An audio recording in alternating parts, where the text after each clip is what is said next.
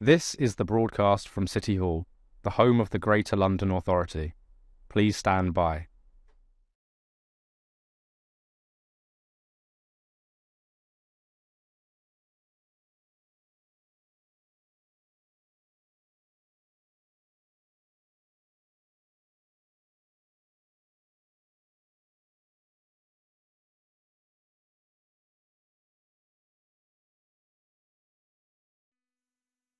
This is the broadcast from City Hall, the home of the Greater London Authority. Please stand by.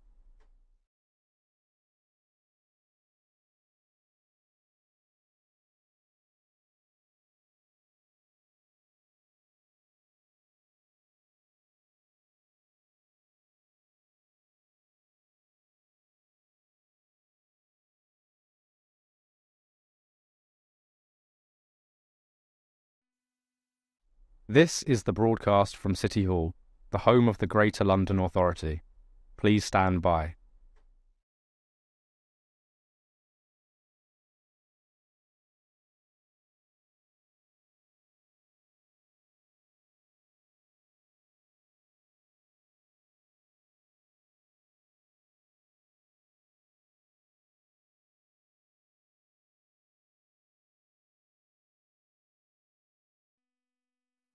This is the broadcast from City Hall, the home of the Greater London Authority. Please stand by.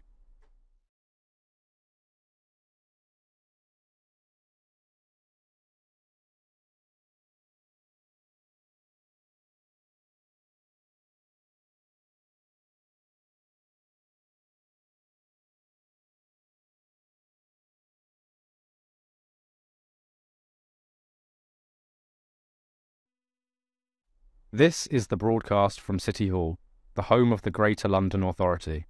Please stand by.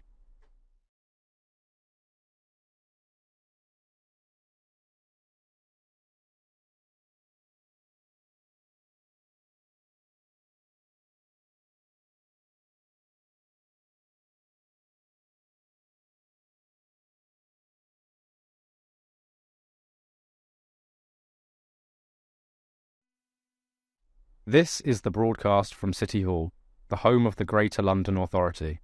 Please stand by.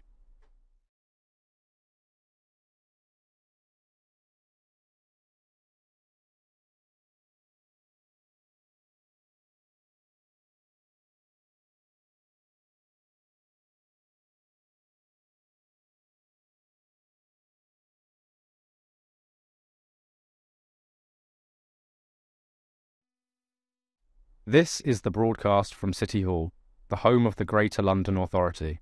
Please stand by.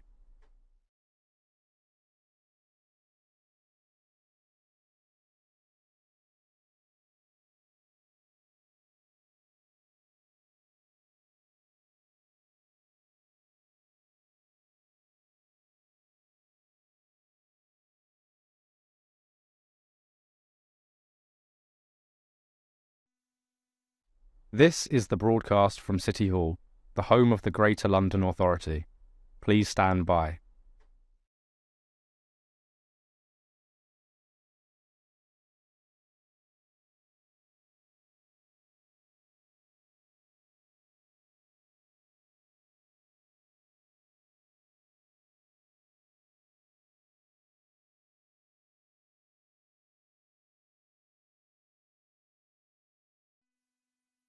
This is the broadcast from City Hall, the home of the Greater London Authority. Please stand by.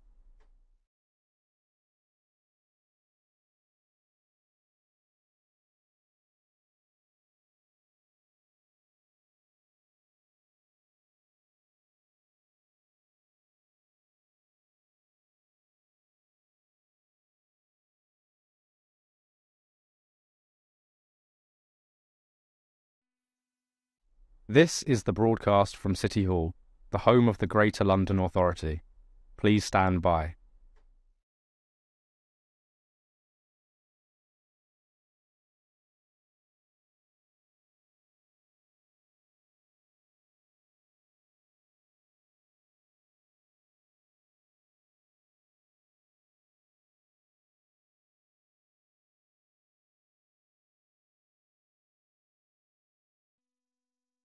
This is the broadcast from City Hall, the home of the Greater London Authority. Please stand by.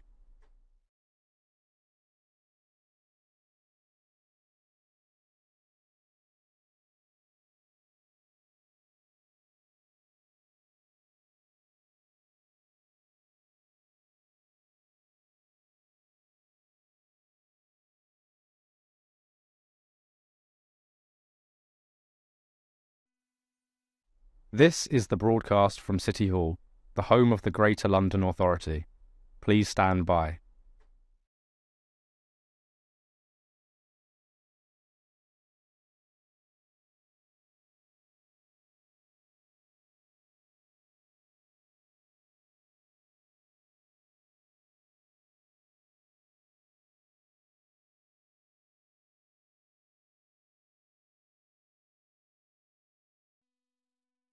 This is the broadcast from City Hall, the home of the Greater London Authority. Please stand by.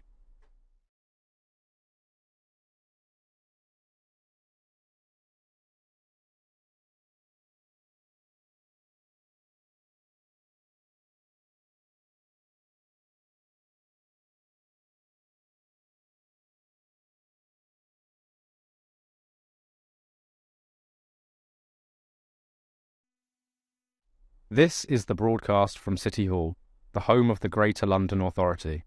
Please stand by.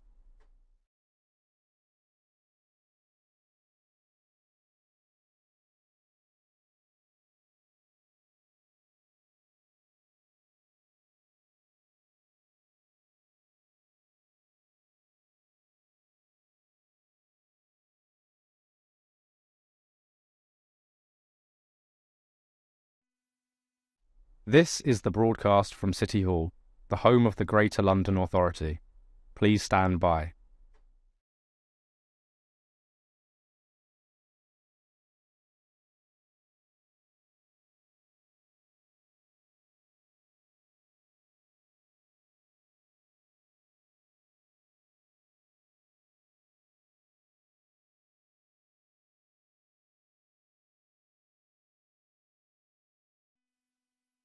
This is the broadcast from City Hall, the home of the Greater London Authority.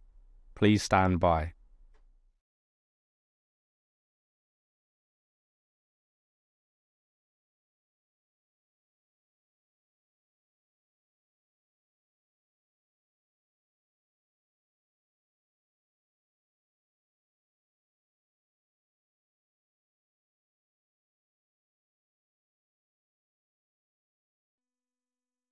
This is the broadcast from City Hall, the home of the Greater London Authority.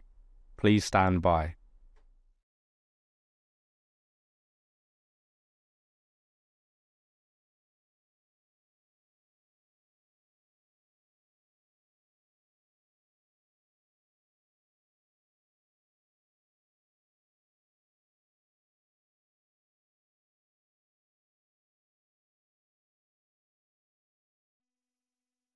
This is the broadcast from City Hall, the home of the Greater London Authority.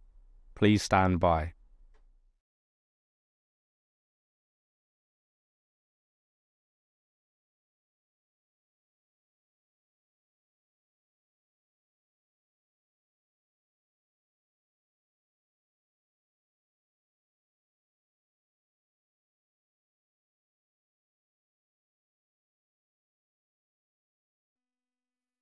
This is the broadcast from City Hall, the home of the Greater London Authority.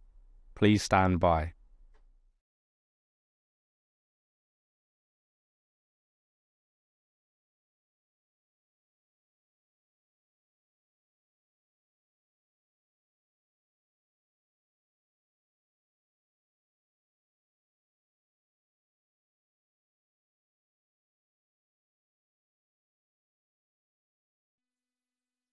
This is the broadcast from City Hall, the home of the Greater London Authority. Please stand by.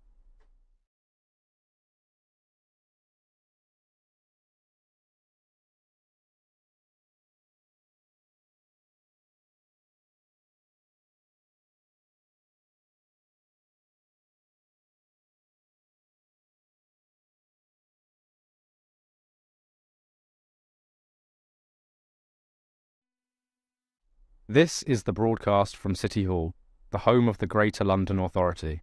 Please stand by.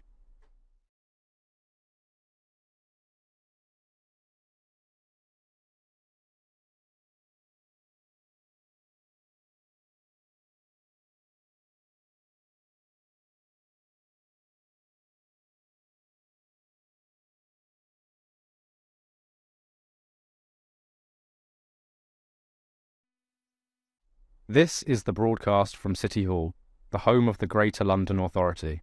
Please stand by.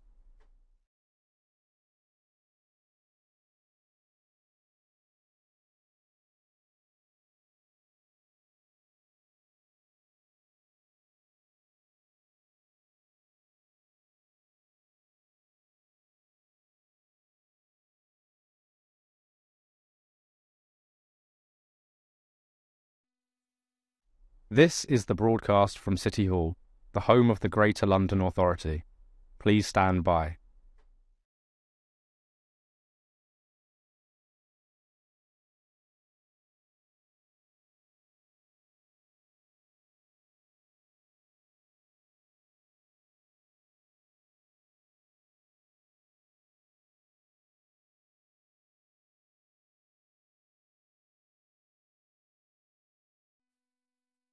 This is the broadcast from City Hall, the home of the Greater London Authority. Please stand by.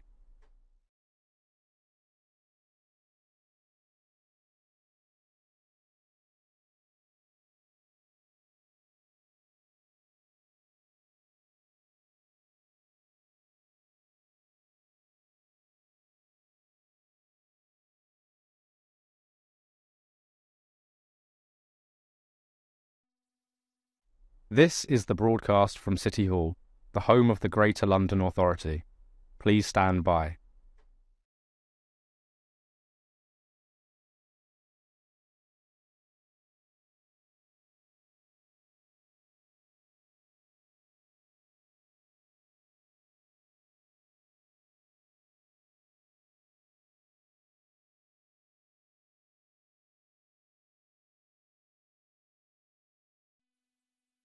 This is the broadcast from City Hall, the home of the Greater London Authority.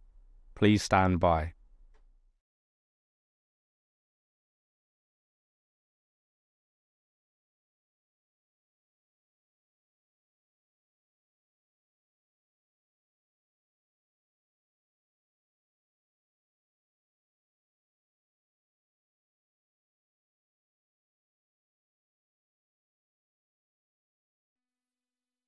This is the broadcast from City Hall, the home of the Greater London Authority. Please stand by.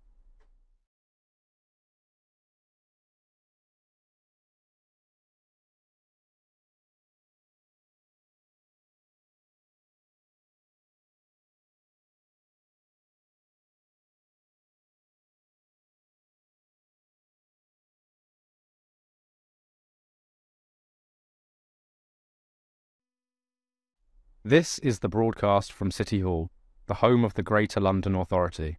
Please stand by.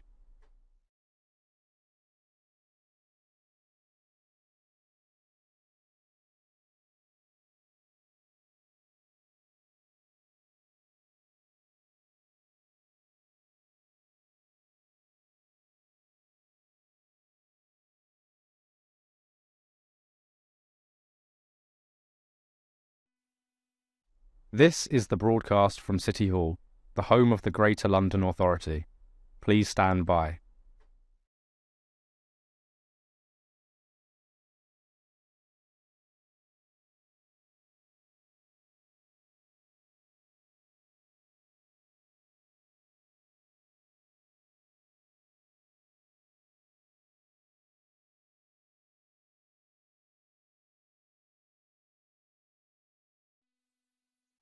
This is the broadcast from City Hall, the home of the Greater London Authority. Please stand by.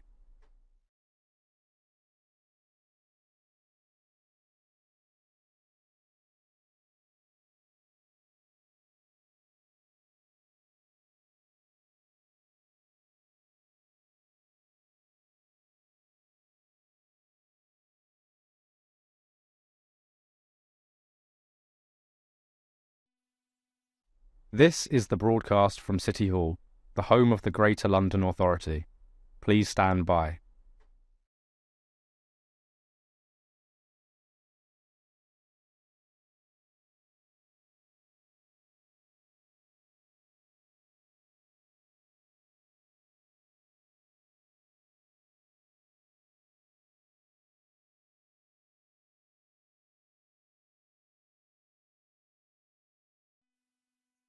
This is the broadcast from City Hall, the home of the Greater London Authority.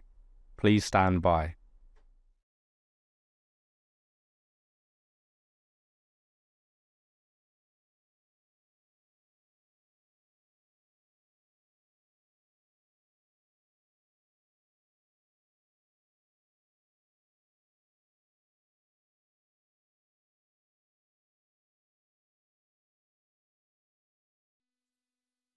This is the broadcast from City Hall, the home of the Greater London Authority. Please stand by.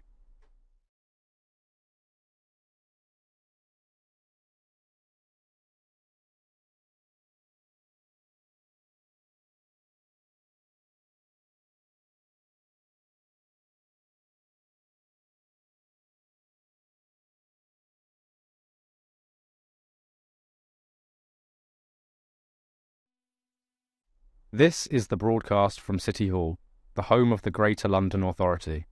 Please stand by.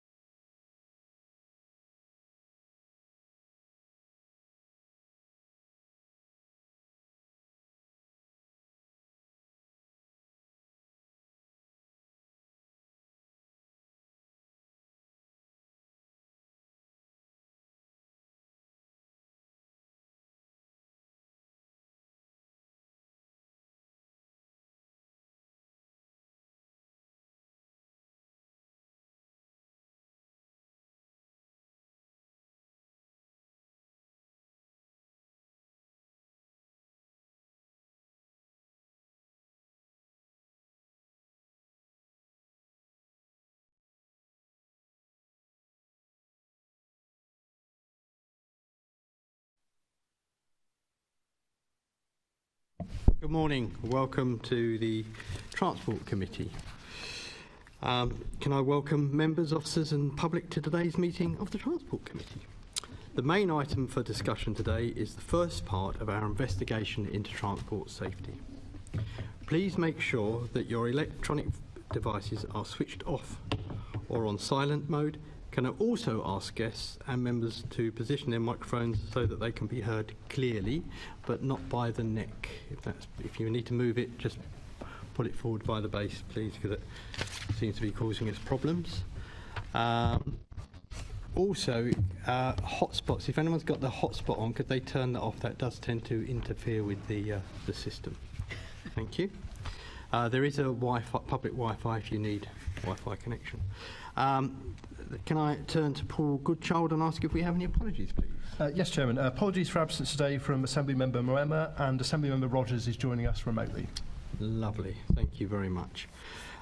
Declarations of interest. Can we note the recommendations set out in item 2 and ask if members have any other interest to declare? No. No? All good. Can we then confirm the minutes of the committee held on the 5th of September 2023 to be signed off by me as a correct record? Agreed. Thank you. Then can we note the completed and ongoing actions arising from previous meetings of the Transport Committee and additional correspondence received? Noted. Yep. Thank you. So we now move to the main event, which is a question and answer session on transport safety. This is the first part of our investigation, and today we will be focusing on preventing deaths and injuries. Today's discussion will be split into 3 panels. I would like to welcome our guests for the first panel. Firstly, we have Mr. Tom Kearney, and he's a bus and safety campaigner. # London Bus Watch. Welcome, Tom. Thank you for giving us your time. We also have John Murphy, a Regional Officer at Unite the Union. Welcome. And we also have Professor Andrew Morris, who's Professor of Human Factors in Transport Safety and Director of Internationalisation Design School, Loughborough University, who's attending remotely. What a lovely poppy you've got there as well. Oh, no, it's not you. It's got one little poppy. Right. Good. So thank you very much for joining. And we shall now move to the questions, which is question 1, which is me. So here we go. So this is to all the panels. Perhaps if we start with you, John, and then we move to Tom, and then we'll move to our guest from the Loughborough University. So first of all, TfL recently launched a new bus safety strategy in September 2023. How would you assess it and the wider bus safety programme that it has been undertaking since 2016? John, please. Slow. The most recent one isn't very well published at all. It's certainly not something that's taken hold in the industry. And I'm reasonably confident that if you was to walk around bus garages, there'd be a lot of people who have no idea of what it's about, which is a bit of a shame, really, when you think you have the ability to communicate right down to the roots. But this is a bit of a fundamental problem, I think, with TfL, the actual travel of information. If you go back further, and I was thinking about this this morning, we've had several reports, such things like driven to distraction and the likes of which I believe that, which come from this committee. And again, where I started with very slow I think is probably the most accurate description I could give of it. I think the understanding of what, and I'm glad to see the colleague from Loughborough's here. I think there's a reluctance to accept what the actual cause is. I think there's a reluctance to take responsibility in TfL, and it's still driven by a willingness to blame. And the problem with blame, as opposed to taking responsibility, and unless you understand what's going wrong, unless we all take our part in the responsibility, we can't seriously start to address things. Fatigue is a classic example. We now have TfL introducing different sorts of artificial intelligence machinery and stuff to recognise fatigue after it's happened. But there's no measures been put in place yet to prevent it. So we tend to be reactive rather than proactive. I'll stop there rather than steal all the oxygen. No, what you're saying is very pertinent. Thank you for that. Tom, can I turn to you? Thank you. I just like to echo what Mr. Murphy said. I'm not a transport or safety campaigner by profession. I'm actually a company director. I sit on the boards of very large industrial companies, and I've done that for most of my life as working in the industrial sector, specifically mining and transport of commodities primarily. And what John Murphy was absolutely correct. Now, I sit on the board of mining companies where fatigue incidents are recorded, but they're before they happen. The mine shift captain takes basically people that cannot perform their work because they're obviously judged to be fatigued and they're taken off, and they're not allowed to work. Those fatigue incidents are measured, and we get performance of those every board meeting. So preventive measures, you'd mentioned prevention of accidents, prevention of people being killed and seriously injured. And it's absolutely true. Preventive means actually being forward-looking and, most importantly, preventing the incidents of fatigue, for example. Fatigue driving is absolutely the issue bus drivers that I'm in contact with say is the most absolutely important thing. They work 10, 12 hours a day, and then they don't have any time to sleep because they've got their own families and obviously own issues. And if you're rostering these people 5, 6, 7, 8 days in a row, plus rest day working, you're talking about someone who cannot perform their job in a way that's safe for anyone, including themselves. Take away toilets on 1/4 of the routes and make them perform in 40 degree cabs, you're actually just compounding the issue. They see nothing of the fact that they've got passengers and all kinds of issues on London's roads. So preventive means actually looking very, very granularly at the working conditions bus drivers face, because from my perspective as a company director, we wouldn't allow them because we would be in jail for creating conditions that are guaranteed to kill and injure. One last comment I make, I'm wearing a poppy today with a TfL badge, and that's in honor of the 150 people that have died from bus safety incidents since I was nearly killed 14 years ago next month. Thank you. Thank you. Professor Morris.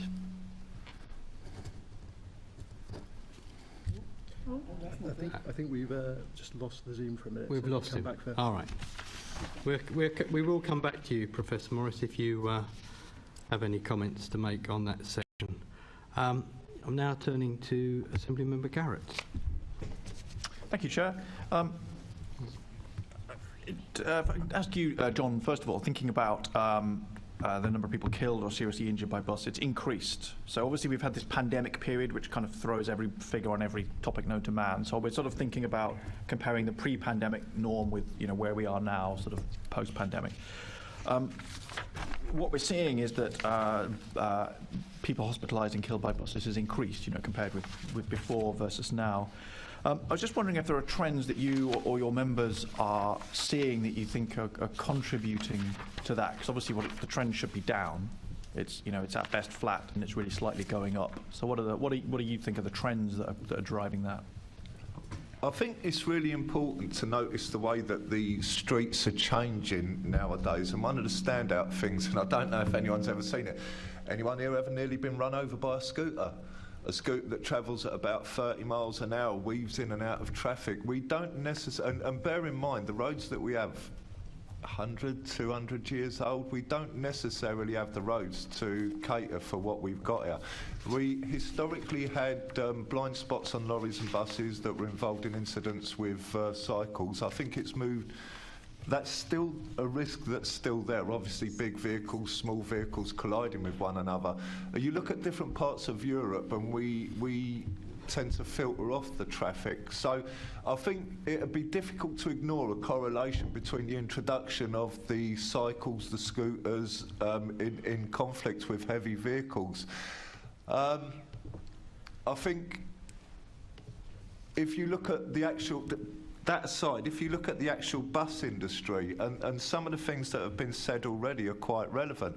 Shifts are getting longer, pay is getting harder, and I know, obviously being a trade unionist, I'm going to moan about the members' pay, but the problem you have is if you reduce the pay, people's bills don't reduce with that, so they have to work more hours to collect more money, and then you expose them to further increases in fatigue. I think over the last couple of years, since 2016, I wouldn't say fatigue's improved, and I think it has an impact as we move forward. I think the reluctance, as I said before, to accept the responsibility helps to grow the risk there. But for me, one of the prime issues in London is the size of the roads, the way we use the roads and what we're introducing to the roads. We have trial schemes, sorry to go on, we have trial schemes with scooters, but everybody is driving a scooter now, and you can see that they're not the regular ones. The police do absolutely nothing about it, and if there's no regulation whatsoever, there's going to be more and more issues. I do know, a final point on this, with these e-bikes and e-scooters, nobody seems to be wearing the helmets, nobody seems to have insurance, and there doesn't seem to be any notable recording about incidents that involve these.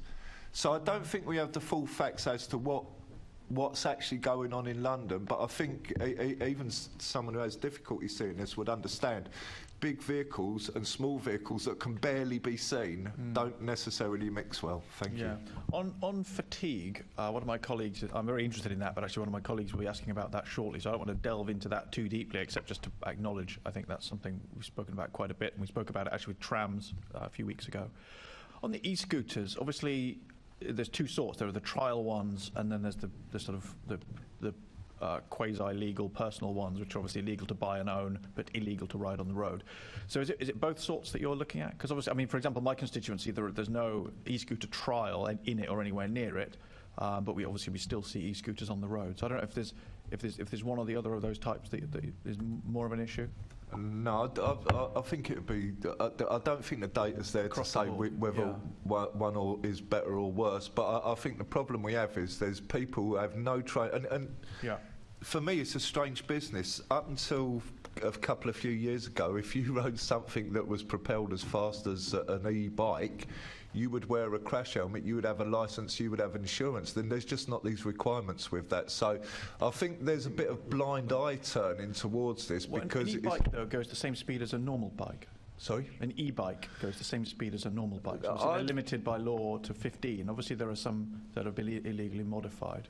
I understand that what you're saying there, but the point of the matter is that only the ones that are regulated, i.e. the trial scooters, you can certainly say that. But I've seen e-bikes going at motorbike speed. I've seen scooters going at motorbike speeds. So, yes, I understand what they should be, but that's not what they are. Understood. Yeah, so I suppose I interpret that as there's anecdotal evidence that there's a problem, but there's not been proper research into quantifying it. I guess that's what you're telling us. Another change, obviously, we're seeing reductions in speed limits on roads as a safety measure. Obviously, the Mayor's objective is to have all of the red routes to be 20 miles an hour eventually. Obviously, that has an effect as well in terms of slowing buses down. Do you see timetables being adjusted to take account of the longer time it then takes to get from one end of the route to the other? I think historically, not just now with the speed reductions, the timings of bus routes and bus journeys have never ever really been realistic. I've got over 30-year association with London buses. I used to be a London bus driver, and when I was a bus driver, the common belief was the person who'd done the timings of bus would go round on a motorbike or an e-scooter nowadays.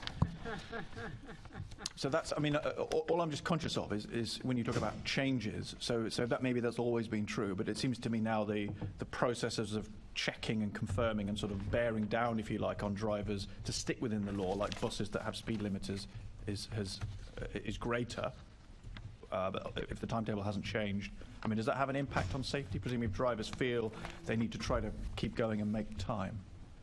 Look, I want to be clear about this. London bus drivers are the most professional drivers on the road, in my personal opinion, out there. So they're not. What I don't want to do is create this myth that they're herring and tearing about, because that's certainly not what they're doing.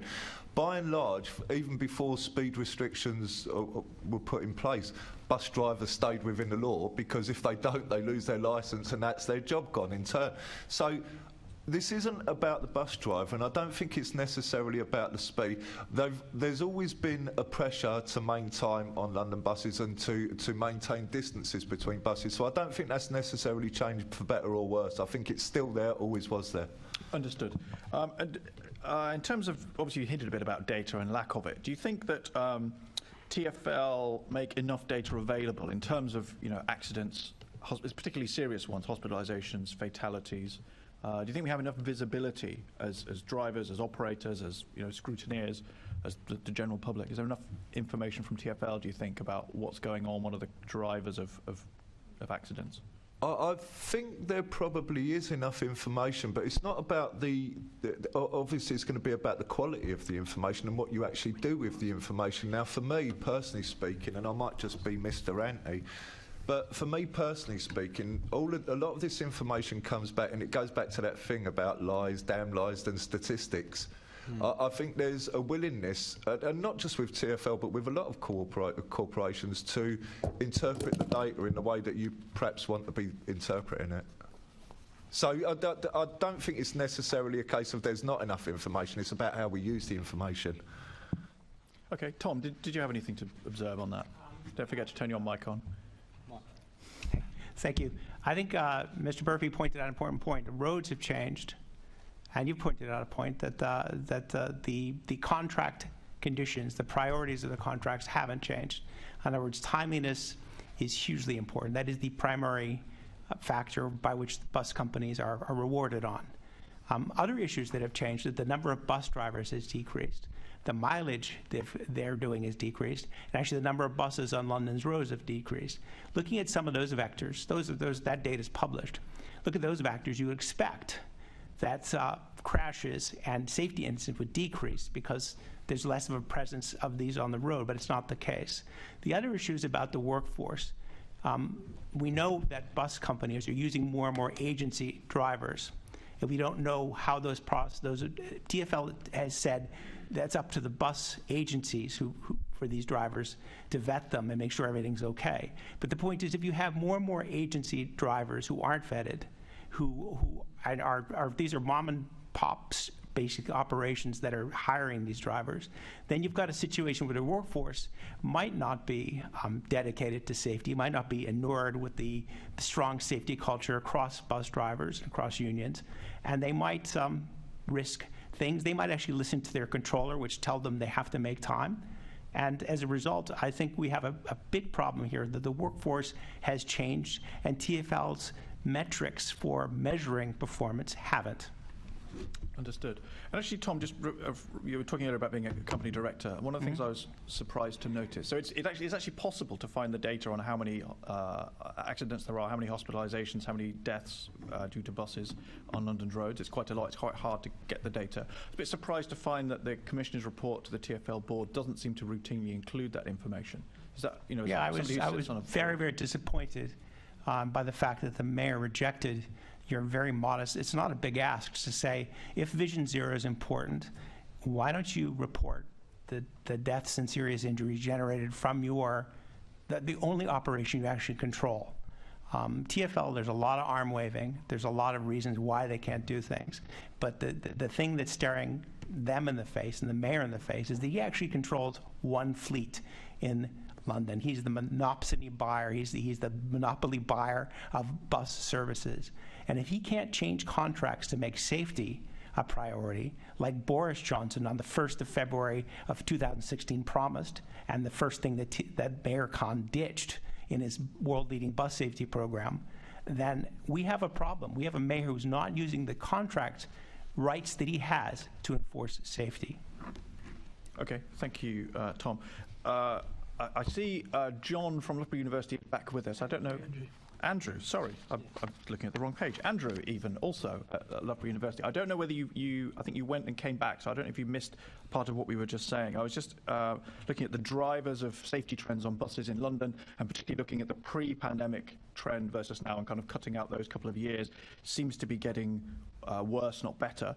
Whether you had any thoughts on what were the drivers of that, and in particular whether there were key findings from work that Loughborough University has done on this that you would like to bring to our attention. Yeah, I have sort of joined the conversation a bit halfway through here because I'm here in Melbourne in Australia and the connection is obviously not so good. So hopefully you can hear me. And apologies if I do repeat any of the discussion points that you already covered. I will say something about fatigue later because I know that's quite an important thing on the agenda. And we did quite a large study on fatigue that I can report on during some point during the meeting. I'm interested in the bus safety strategy simply because, as somebody made the point, there is a big move to reduce speed limits to 20 miles per hour, but part of the bus strategy is to increase journey speeds. So those sort of things are a little bit contradictory, and they also impose stress on drivers who are already stressed quite a bit by what's going on in the bus cabin anyway, dealing with being the customer interface and having to meet very, very busy schedules, which in turn has an effect on perhaps the comfort and safety of the drivers. But one of the things we have picked up on in the past is the crash reporting that I think already has been mentioned.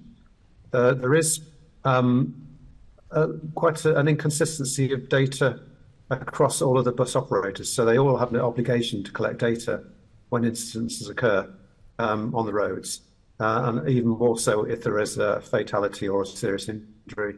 But there's a very inconsistent approach to that. So if you go to one bus operator, they'll have one type of protocol which give you one type of information.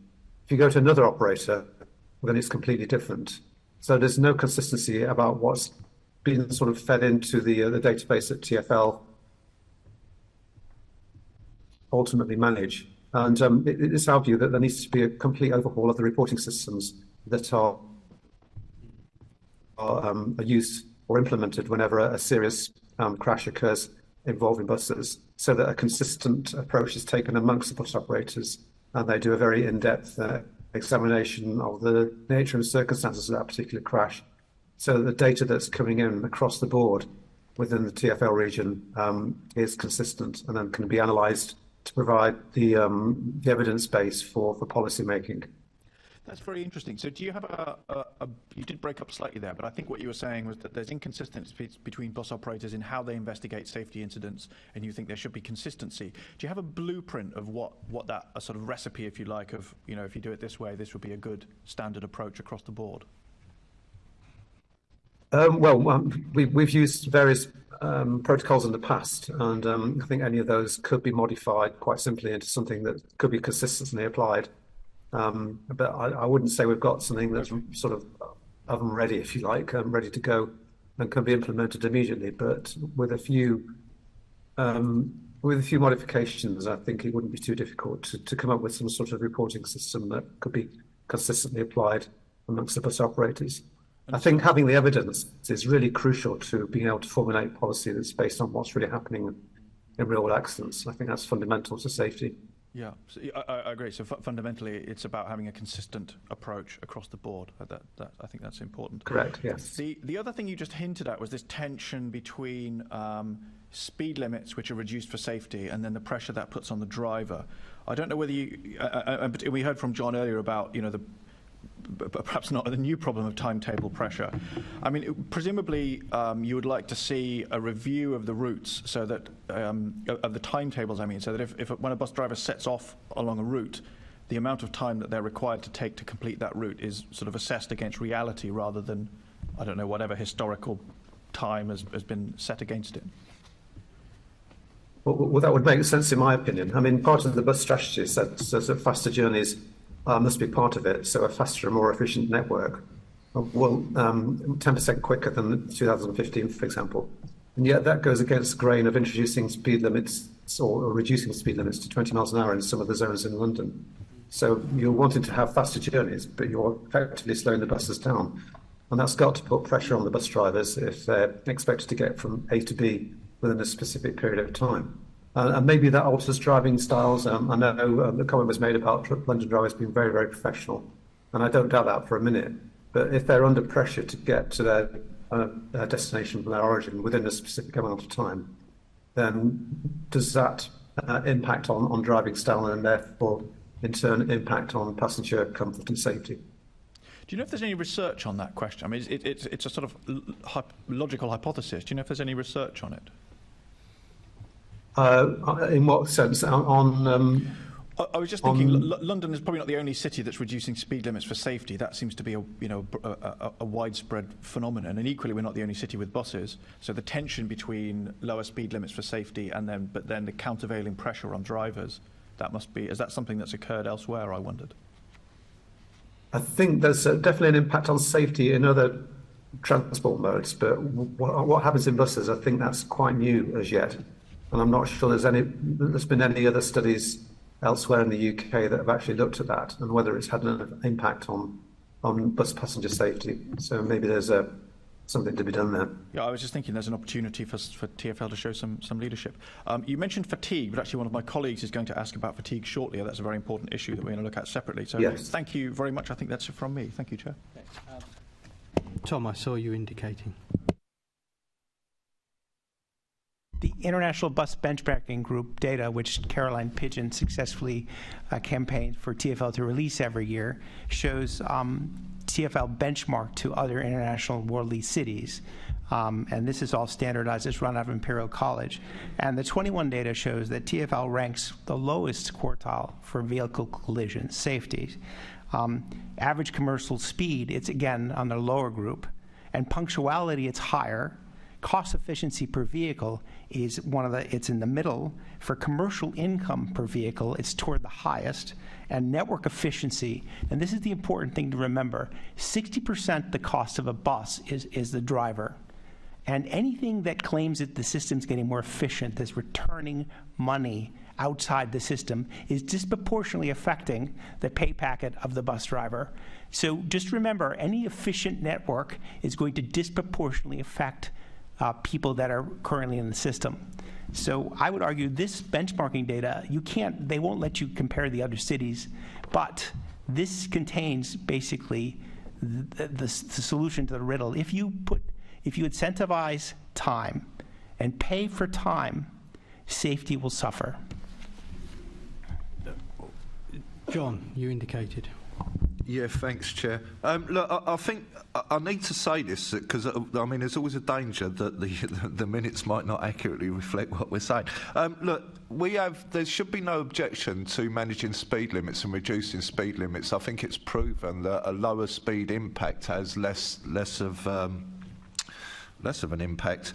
But there's a massive difference between the appropriate running time for each trip and the speed limit, and we mustn't confuse the two. I'm not in favour of increasing the speed limits. I think the slower the better, and it's certainly better for our children or everyone who uses the roads. It's about measuring and giving the appropriate time for the drivers to operate in. Thanks, Chair.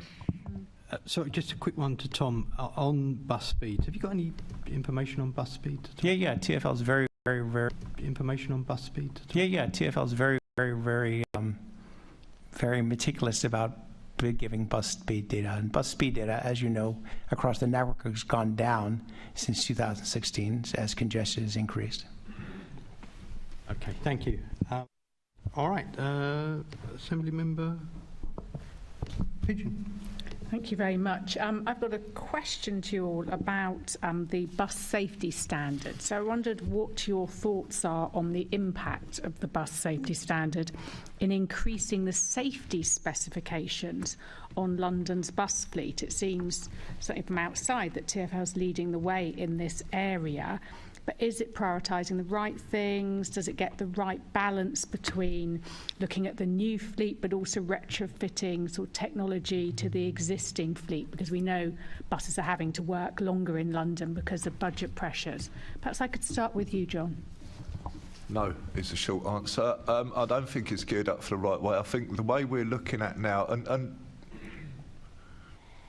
look, since 2012, one of the biggest and I made a note of it here, we've been driving around with vehicles that have accelerator and brake pedals that don't meet any sort of ISO standard. They're to the minimum level, but do we strive to achieve the minimum level, or do we look for something better? I'd say surely we look for something better. I think some of the things that are being put on buses now are essentially to shift the blame or the responsibility away for the safety elements that TfL put in. And what I mean by that is we have machines that are being trialled out on buses called C&I machines, which essentially will notice if a driver looks tired, and then it will notify the company and so on and so forth. So again, it's reactive rather than proactive. There's much more that can be done, and I think we might be looking at it as a cheaper option, but I think there's more and better ways to invest money to make London buses safer rather than just solely like banking on technology from saving us. I don't know if that answers. But what about some of the other safety things, the sort of new, I'm going to say, mirrors that aren't mirrors and all that sort of thing? Yeah, what about that? What's your take on that? And this is the point that I'm making. A mirror that isn't a mirror, a camera instead of a mirror, do you know, it looks exactly the same. So I'm not wholly seeing what the benefits are. And when this was introduced by TfL, one of the things we did was survey our members about mirror strikes. And it's a relatively small thing that actually occurs, because believe it or don't, and we're quite good with our travelling public. They know how to use public transport. And while I was coming here this morning and travelling on the underground, everyone knows which side of the elevator to stand. No one knows where to stand when they're catching a bus, because our commuters understand how to commute, I think is the fairest way to say it. So I think some of the technology looks flashier than it is actually beneficial. Right. Okay. That's useful. Tom, what's your take on it? Just put your mic on. Yes.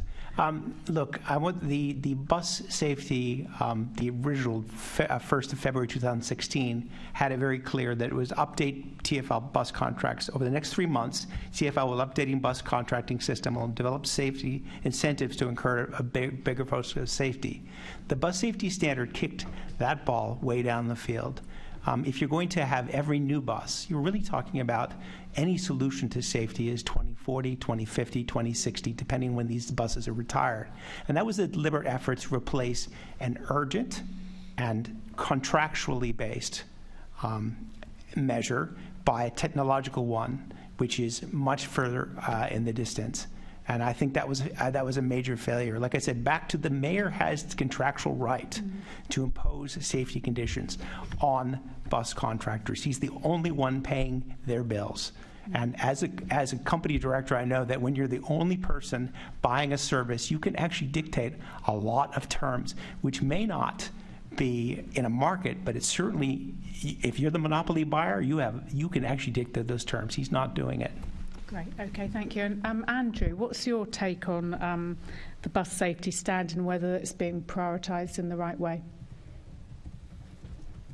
Yeah, I think it's a good start. I mean, there's some pretty good things on there, including advanced emergency braking systems, speed limiters, blind spot mirrors, avoidance, direct vision, improved front end for crashworthiness, etc.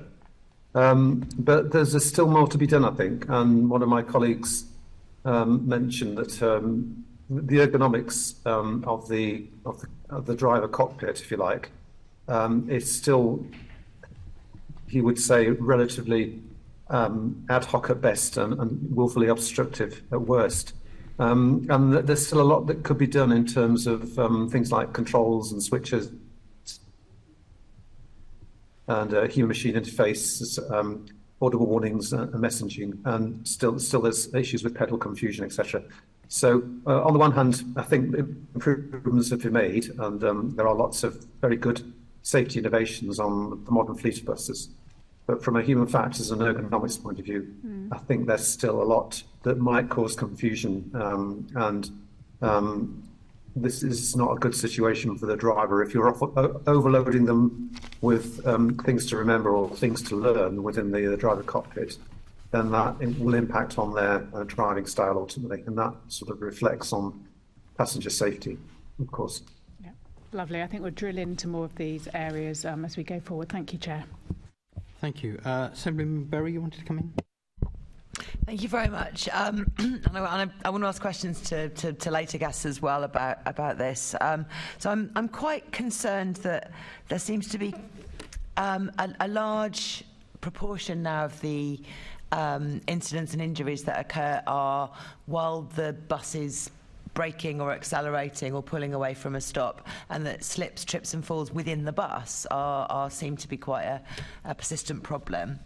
And so while we're looking at technology, I wanted to ask John particularly about advanced emergency braking, the automatic braking that occurs when it detects something. What experience do your drivers have about that? Because that seems to have potentially not quite worked out, in that it might be causing more injuries by being activated falsely than it's saving. But that's, I think, up for question. And I just wanted the driver's perspective on that. It's not broadly rolled out. It's not very widespread yet. In fact, I'd say it's not very spread at all. I'm not personally aware of where this has been rolled out as of yet.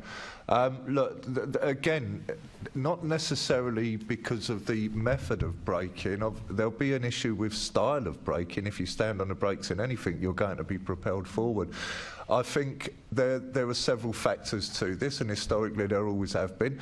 We talked about time constraints, and it'd be interesting to see where these sort of incidents peak. Morning and afternoon peaks, I would imagine, certainly has been my experience when people are in the rush hour. This is also affected not just by the braking or the driver's perception of how the road's panning out, and as a professional driver you're meant to plan a quarter of a mile ahead. But you can only do what you can do, and if there's people cutting in front of you, then obviously you have to respond to that. And it goes back to the point I made previously. We have bus lanes. It's about the roads and their how we use them. But as well as that, if we want to reduce these sort of accidents, as soon as we start to take responsibility, then we can start to address this. Handrails make a massive difference. If people have got something to hang on to, they're less likely to fall over. And I'm not opposed, but it's the difficulty of two situations we have to be in. Buses have to be accessible, and quite rightly so. But as a consequence of that, that makes the gaps bigger where we've got things to grab hold of and hold on to. Railings and bars perhaps aren't as closely posted as we can as we go through there. Time restraints will have an impact, because if you've got to get from A to B in double quick time and you're 10 minutes late, or you're finishing, and historically it's always been towards the end of duties where incidents have happened, then obviously accelerating and braking can have an impact. But like I say, and I really do want to be clear about this, 90% of the people I represent are, more than 90, I'd say 95, 90 and upwards, are proper professional people who do the job in a certain way, and sometimes consequence takes control of this circumstance. Sorry. All right, thank you. That's really, really helpful. Cheers. Can I put the same question to Andrew from Loughborough, just if you have any perspective on these new technologies and how best to sort of test them for unintended consequences, I guess, before we roll them out? Yeah, I mean, it's a really important point, and I'm not sure whether we know enough about them on buses as yet. We know a lot about AEB systems on cars, and they work highly effectively in preventing collisions with pedestrians. And so you would imagine that translates over onto buses in turn. But then there is the knock-on effect of if they do brake sharply, or if they have a false positive reading of a situation and brake without any sort of warning, then obviously there's a knock-on effect with passengers on the bus who may be thrown forward unexpectedly. So grab handles is the obvious thing. Everybody should have access to grab handles, but then you've got the issues of where you put things like wheelchairs and pushchairs, etc. So with all these things, as the previous speaker correctly said, it's a trade-off. The only thing you can do really is just to monitor these things as they become standard fitment to see what sort of impacts they are actually having on the passengers. And until the data becomes available, I don't think we can sort of draw any conclusions at this stage. Okay, so really close monitoring and sort of early warning systems to flag any alarms, because like I say, I'm already quite alarmed that this is going up. Yeah, I would say we need some data to find out, is this a problem? Before we say it's a problem, you see what I mean? Yeah. Okay, thank you. Cheers. Yeah, and obviously people in cars don't stand up and walk around, so that these are things we need to bear in mind when transferring technologies. Yeah, exactly. They're restrained. Yeah, they've got the steering wheel to hang on to. They're restrained by the seatbelt, so they're not thrown forward if the braking system does inadvertently deploy. Sure. Whereas in buses, it's a totally different situation. Okay, thank you very much. Thank you. Can I now move to Assembly Member Baker? Thank you, Chair. I've got a couple of questions on driver fatigue and working conditions. We've touched upon that over the last sort of half an hour or so, but feel free to expand or refer to something you've already said. So firstly, I'd like to ask Andrew about the importance of working conditions when thinking about safety and fatigue. It's something that's recognised by TfL, the safety strategy, and the Loughborough University report in 2019 acknowledged it. Is there anything you'd like to sort of say about the link between working conditions and safety impact? Yeah, I can say quite a bit actually, but I'll try and keep it as brief as I can. Because, Yes. I know time's short, but we did find that fatigue was a problem for bus drivers. In fact, I think we found 21% of drivers are fighting sleep at least 3 times per week. Oh, that's not the time to cut out, is it? and insufficient sleep before shifts and changing shifts patterns, etc. What we found was that some of the behavioural factors within the organisation, or the cultural factors, could address the problem in some ways. So, for example, you have a fatigue risk management plan implemented in the bus operator. Move away from a system that has a fatigue incident. So, in other words, you're improving the relationship between the drivers and the traffic controllers. We suggested the formation of fatigue working groups where the drivers could participate and air their views about how these particular things could be addressed, recognising the fact that everyone gets fatigued at some point. So really there has to be a system in place to manage this so that the individuals who are affected by it feel supported. So in other words, you need buy-in from all parties into addressing the fatigue problem. And really, if you're looking at the safe system, which TfL would claim to implement, then the safe system does encourage buy-in from all stakeholders to make sure that everybody is working towards the same end goal. So if fatigue reduction is the problem, then everybody who is part of that particular challenge needs to be engaged with it in some way or another. So an open culture is very much encouraged. That's really helpful, thank you, Andrew. And going to John and then Tom, since the report came out that highlighted all these issues in May 2019, what progress have you seen, John, and your members have seen by TfL to improve those occupational conditions for bus drivers? I'm really trying not to sound like a scratched record today. Look, I'm thoroughly disappointed, and if I can be completely honest with this is the one thing that really, really makes me quite angry. There is an issue with fatigue, and fatigue isn't caused by bus drivers staying up late at night watching television or arguing with their family, but the perception of TfL, certainly what they promote, is this sort of belief that the responsibility for fatigue solely rests with the driver, and it really, really doesn't. It's already been alluded to that we have problems with the shifts, the shift patterns, the length of the shifts. And one thing I do know, because I was a bus driver during the days of London Transport, as well as a bus driver during the days of Transport for London. And one thing I do know for sure is that shifts are getting longer. The pressure isn't getting less. And the ability to earn enough on a basic week just isn't there anymore. So we force people to work longer shifts. Then we force them to work more longer shifts if they want to maintain any standard of living, and then we blame them because they don't go to bed early enough. And that is the approach with TfL, and it makes me quite cross. There are so many things that can be done rather than buying a machine to put on a bus that spots that a driver's tired. We could actually talk about sensible shift patterns. We could talk about the length of duties, and not just that, we could talk about facilities. We send drivers out there for the day, and we're quite happy to dump them out there. Once they've left the garage, they can stay out there. They have roadside reliefs. There's over the last couple of years, there's been a push from TfL to move to remote sign-on, and it's the hypocrisy of it all. We're talking about training managers in garages to spot fatigue on drivers, then we have a plan to make them sign on 5 miles away from the garage. Now, you tell me which garage manager has eyesight that can see that sort of distance, so that was a waste of time and a waste of money. I think the open culture is important, but if we have an open culture, then that means the employers have to accept their responsibility, and I genuinely think that there's a reluctance to do that.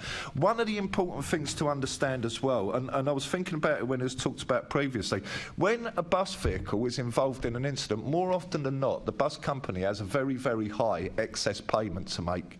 So they don't actually claim off of the insurance. So to justify the position they're in, the blame is always going to be kicked downwards. Whereas if they had an insurance scheme rather than an excess scheme, then they might defend the position that they're in, and they might take responsibility, and they might look at how they address it to prevent it happening again. I hope that's answered what you was asking.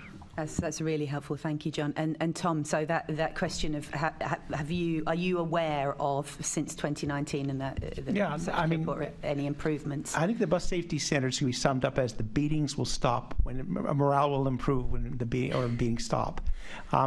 There's the issue of blame, the mutualization of risk. The TfL operation pushes risk down the system to deliver it either to the victim. And then if the victim doesn't claim, then it's the bus driver. That's the period. And as a result, we just saw a safety notice that went out to everyone about someone, apparently a pedestrian or a passenger fell out a door, might have been injured. And then TfL sent something down, and all the bus drivers then had to expect loose doors. Well, I'm thinking that then becomes the bus driver's problem for something that's structural. They didn't indicate that it was a particular bus model, a particular bus operator. It became the bus driver's problem. Everything becomes the bus driver's problem. But speaking as someone who's survived critical injuries, it's the victim's problem first. And usually victims don't come forward because they're either traumatized or they're dead or they just want to get on with their lives, which I would love to do. Thanks, Tom. Thank you. Just to both of you sort of covered the general areas, but just to pick up on a couple of specific issues around safety training. So, John, you mentioned sort of having an open culture. Are you seeing that when there is safety training around fatigue and working conditions and stuff like that, is that supporting the sort of culture we need to see in terms of reporting? Or is that not? Look, I genuinely, my own personal perception is there isn't an open culture, there isn't a fair culture, there's a blame culture in London buses. Yes. And while you have that, you can never move away. And I think Loughborough, in the Loughborough report, they made a comparison to, I think it was British Airways, where people who report near misses are deemed as heroes. In London buses, that gets you sacked. So we're quite a distance away from that, and it really is about kicking the responsibility down the line. Because here's the truth of the matter: if you have 5 accidents in a bus garage, then the manager of that garage is called in and he's asked about what have you done about this. Now you've done absolutely nothing to address the issue, but apart from give the bus driver a kick. So we're not talking about correcting things. It's very punitive and it's very blameworthy. Thank you. I think I've covered everything in that section. Yeah. Thanks very much, everyone. Thank you. Really helpful. Yep, I've got Assemblymember Berry, then I'll bring you in, Assemblymember Garrett. Just very briefly before we have to let you go, Tom, you mentioned earlier, briefly, you mentioned toilets and heat as contributing factors to fatigue. So I just wanted to put that also to John, ask how the situation is with toilets at the moment. I believe there's at least one toilet on every route, but not at both ends in all cases.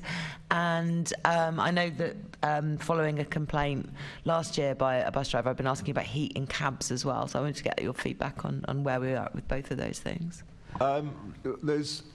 We never ever reach nirvana, do we? Look, the problem is toilets isn't enough. We have to have rest facilities, and the point I made previously, we dump bus drivers at the side of the road. Once they leave the garage, we don't care about them until they come back to the garage. What they do in between is their own business, and when you're dropped off at Camberwell Green, do you fancy spending your lunch 2 hours roaming about round there in the pouring rain? I suspect not. So it's not just about toilets. What I would say is perhaps is vastly improved on what it was, and the point you make is absolutely right. Every bus route does have at least one toilet. Where we have longer bus routes, and I can't remember the exact length that the route has to be, but then you'll have a toilet at each end. There's facilities being put up in places, so it's improving, but we're not near to that. But it would be madness to think that it's just about toilets. It used to be the committee that used to deal with that, because everything's a committee. The committee that used to deal with that was called the Facilities Committee. And that went from being places where drivers could rest and take breaks to just being about toilets. Now, I don't know many people who want to have their lunch in a toilet, but there we go. As regards bus heat and hot buses and cold buses, there are processes in place.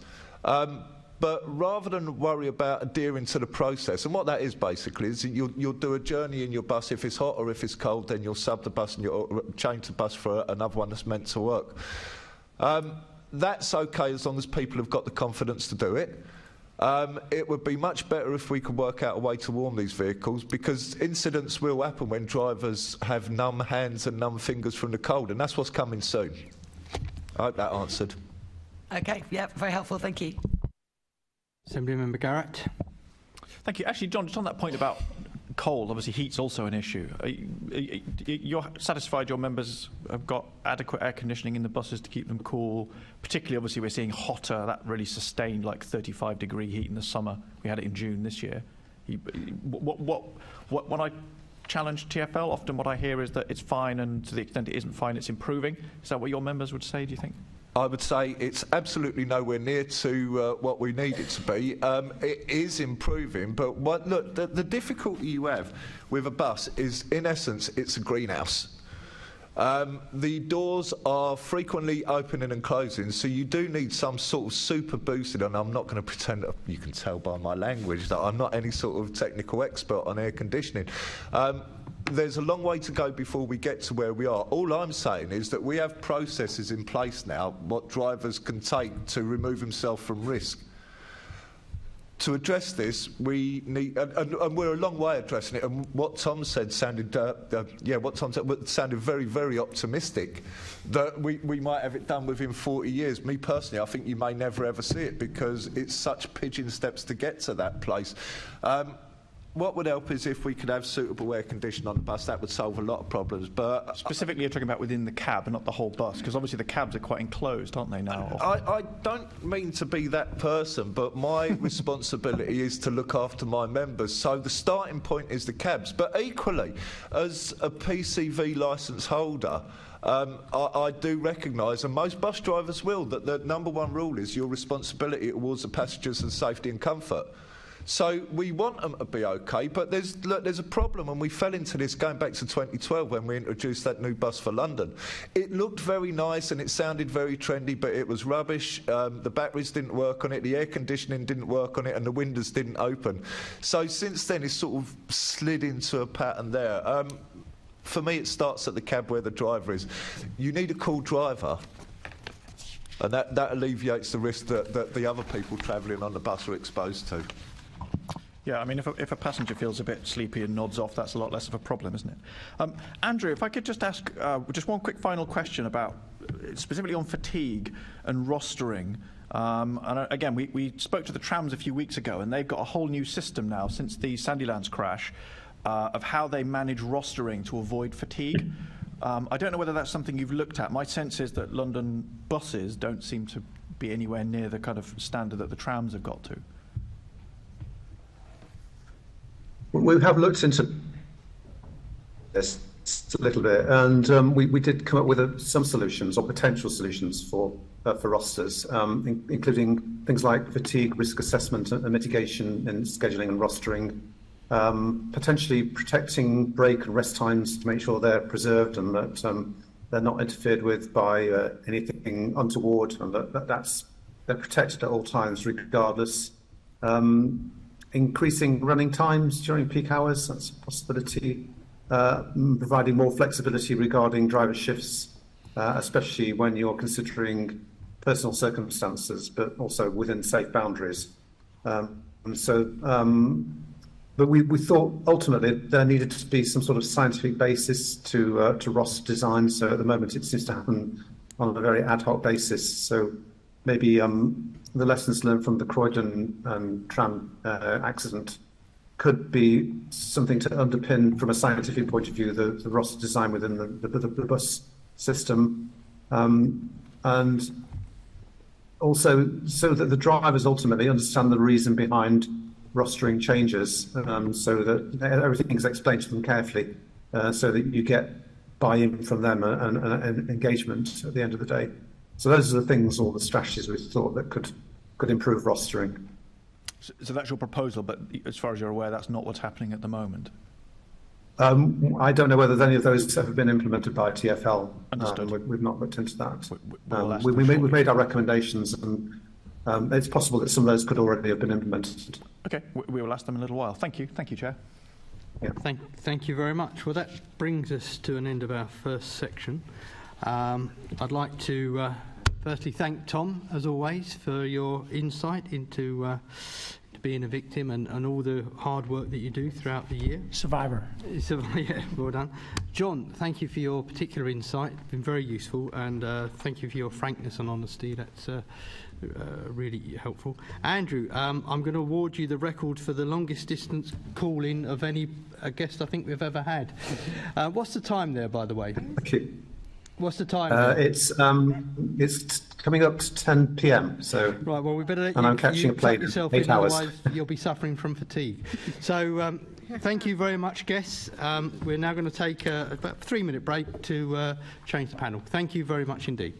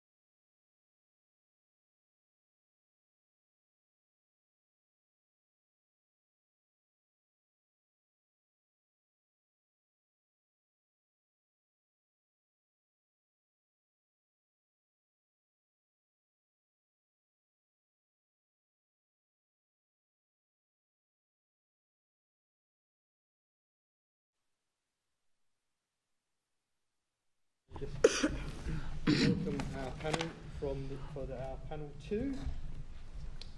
I'd like to first of all, welcome to panel 2. I'd like to firstly welcome Lilli Matson, our Chief Safety and Health and Environment Officer for Transport for London. And Andy Lord tells me there's some congratulations in order. You've you've got a qualification in safety or something that you asked me to mention. He did. No, he did. Honestly. Sorry, your mic's on. Yeah, no, genuine congratulations on that. Okay, so there's Lilli. Then Tom Cunningham we've got here, who is the head of bus business development transport for London. Welcome. Thank you. Richard Jones, Director of Asset Performance and Facilities, Transport for London. Richard, hello there. And John Early, Managing Director of Abellio. Morning all. Good morning. All right, thank you. So we're going to start our questions, and I'm going to look to Assembly Member Desai. Thank you, Chair. Good morning, panel. Got a number of questions around trends, bus safety strategy, and the bus safety standard. My first question, and I invite all of you to comment, starting off with you, maybe Richard, and then moving to Lilli, Tom, and John. So TfL missed its target of a 70% reduction in deaths and serious injuries on or by buses by 2022, in part because of a significant increase in the last 2 years. What is the cause of this, and how are you responding?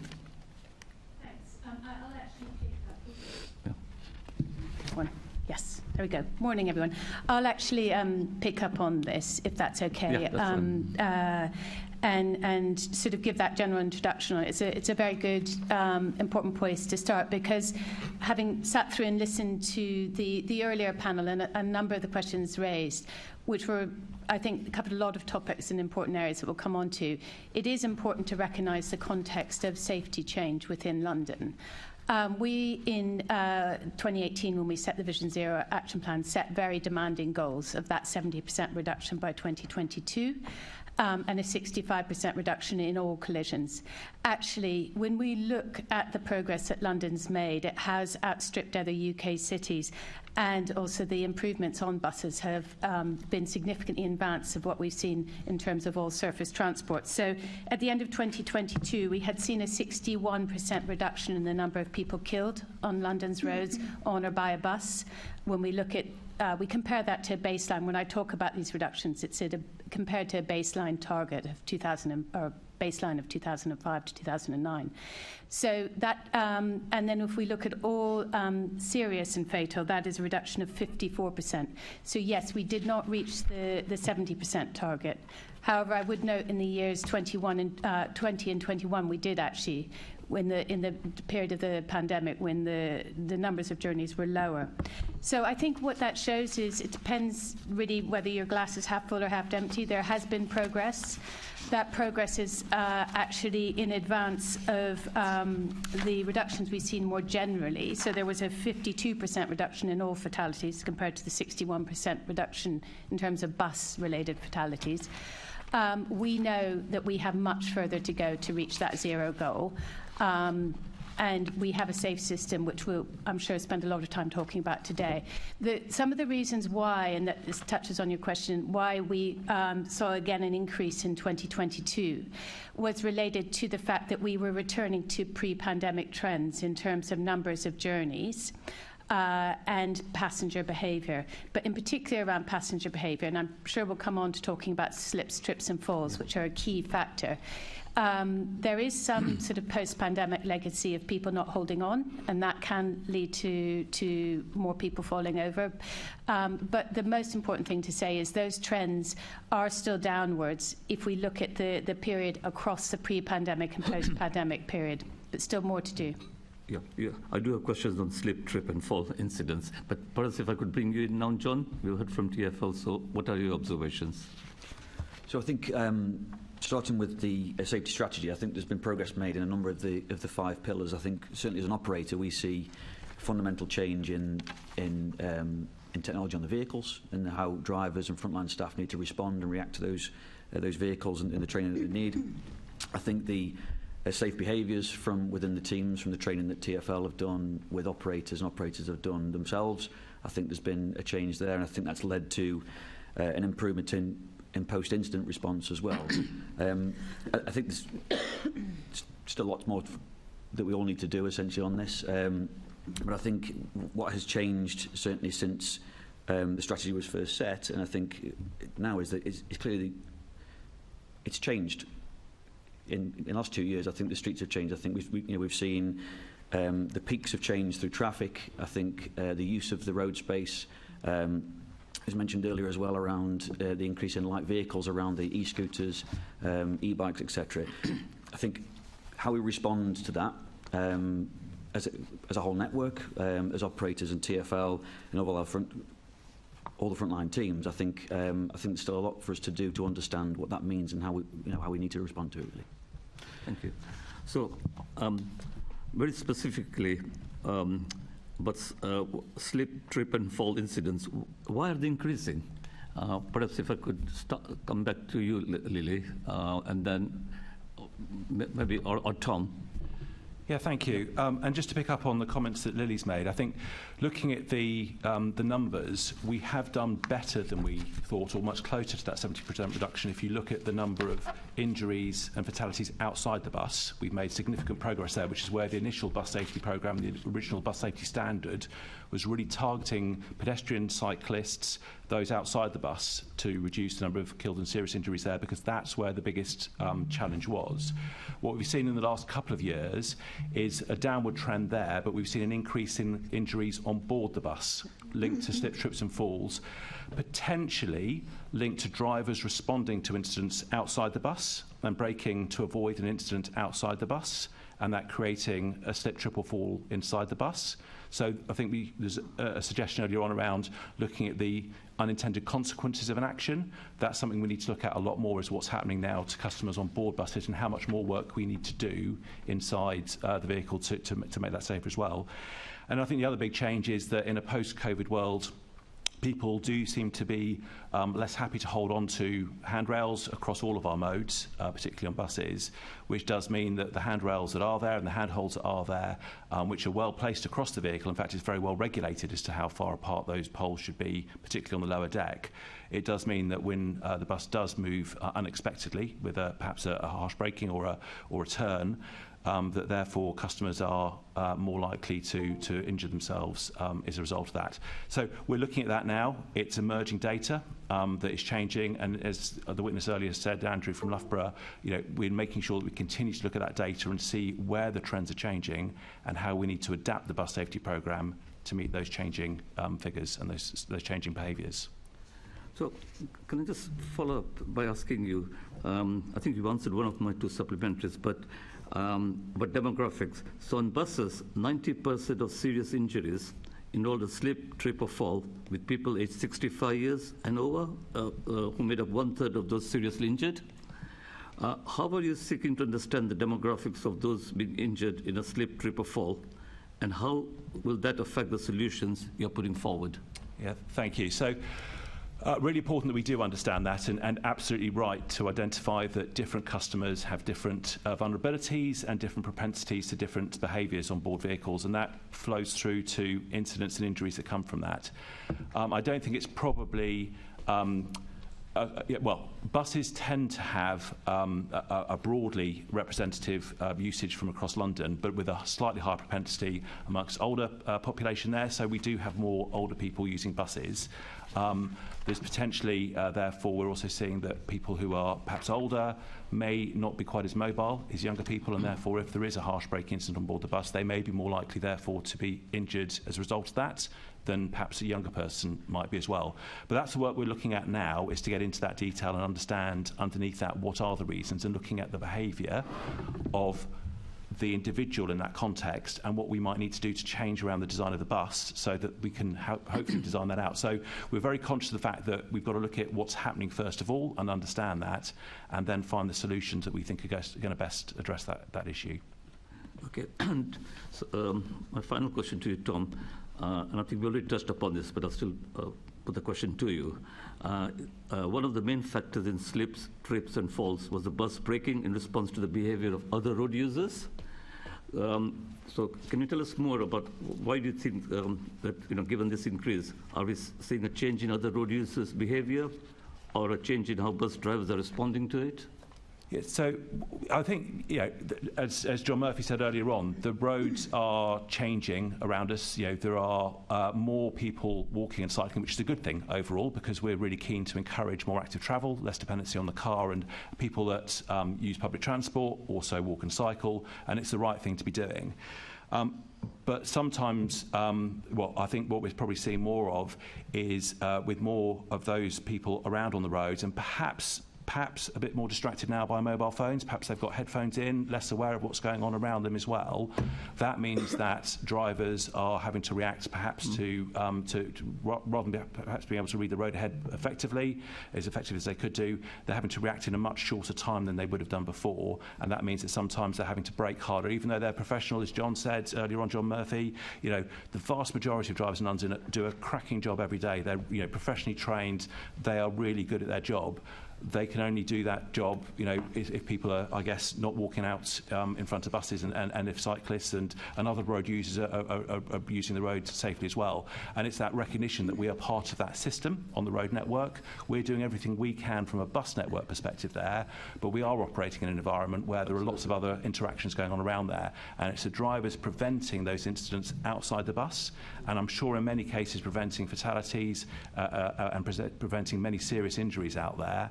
That is causing what are generally minor injuries on board buses, but in some cases they become more serious injuries. So it's that ecosystem and the balance there.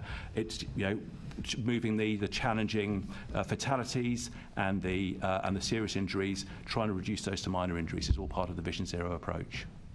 Thank you.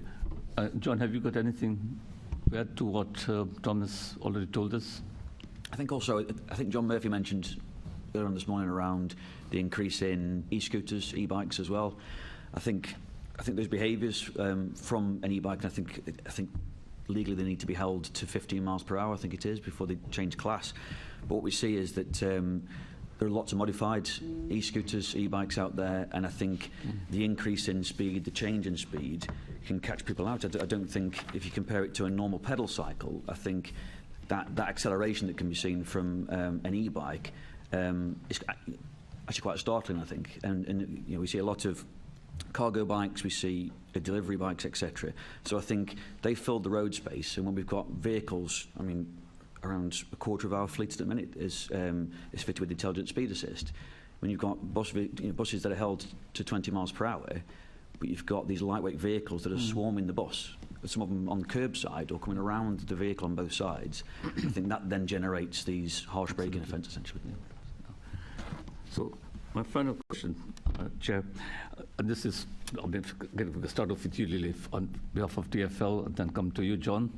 How confident are you of meeting the 2030 target of no deaths on or by a London bus? Thank you. Well, so very recently we produced the bus safety strategy, which looked at that strategic gap that does exist. And really try to drill in and identify what measures need to be taken, whether it's further adaptations to the bus, but also within the wider context of how we're managing the road network. I would say that we have the evidence and the plan to enable us to do that. I think the challenge is quite significant, and it's not least significant when we consider the funding challenges that we and the London boroughs that we work with face in terms of modifying the road network, influencing customer behaviour. So I think it's around 70% of our bus network is on the borough roads, is that correct? Yeah, and 30% is on the TfL road network. So this is a joint initiative in terms of ensuring our buses run safely on the road network. But we have a very clearly planned bus safety standard and implementation of that, which is funded and is included in our business plan. we need to continue to uplift the standards of that and seek funding for that. Even within the strategy, though, it did identify a gap, and it's in that gap that we need to go further, working on issues like the speeds at which buses and other traffic are travelling, but also critically how we manage other users on the road network, which is obviously something that we've just touched on. So I would say my ambition remains absolutely true to this, but I do think this is a challenge not only for TfL, but for London boroughs and all who seek to make London safer. John, have you got anything you wish to add? Yes, I totally agree with what Lilli's just said. You know, there's clearly a gap for us, and I think understanding the gap and how we can fill that. I think technology and the bus safety standard and all the fleet modifications will take us a long way through that. Clearly, retrofit of things like camera monitoring systems, intelligent speed assist, they all help. But then there are some parts of the 2024 bus standard around front-end geometry that are very difficult to retrofit on existing fleet. So I think accelerating the programmes of retrofit where we can, with the right funding, is key.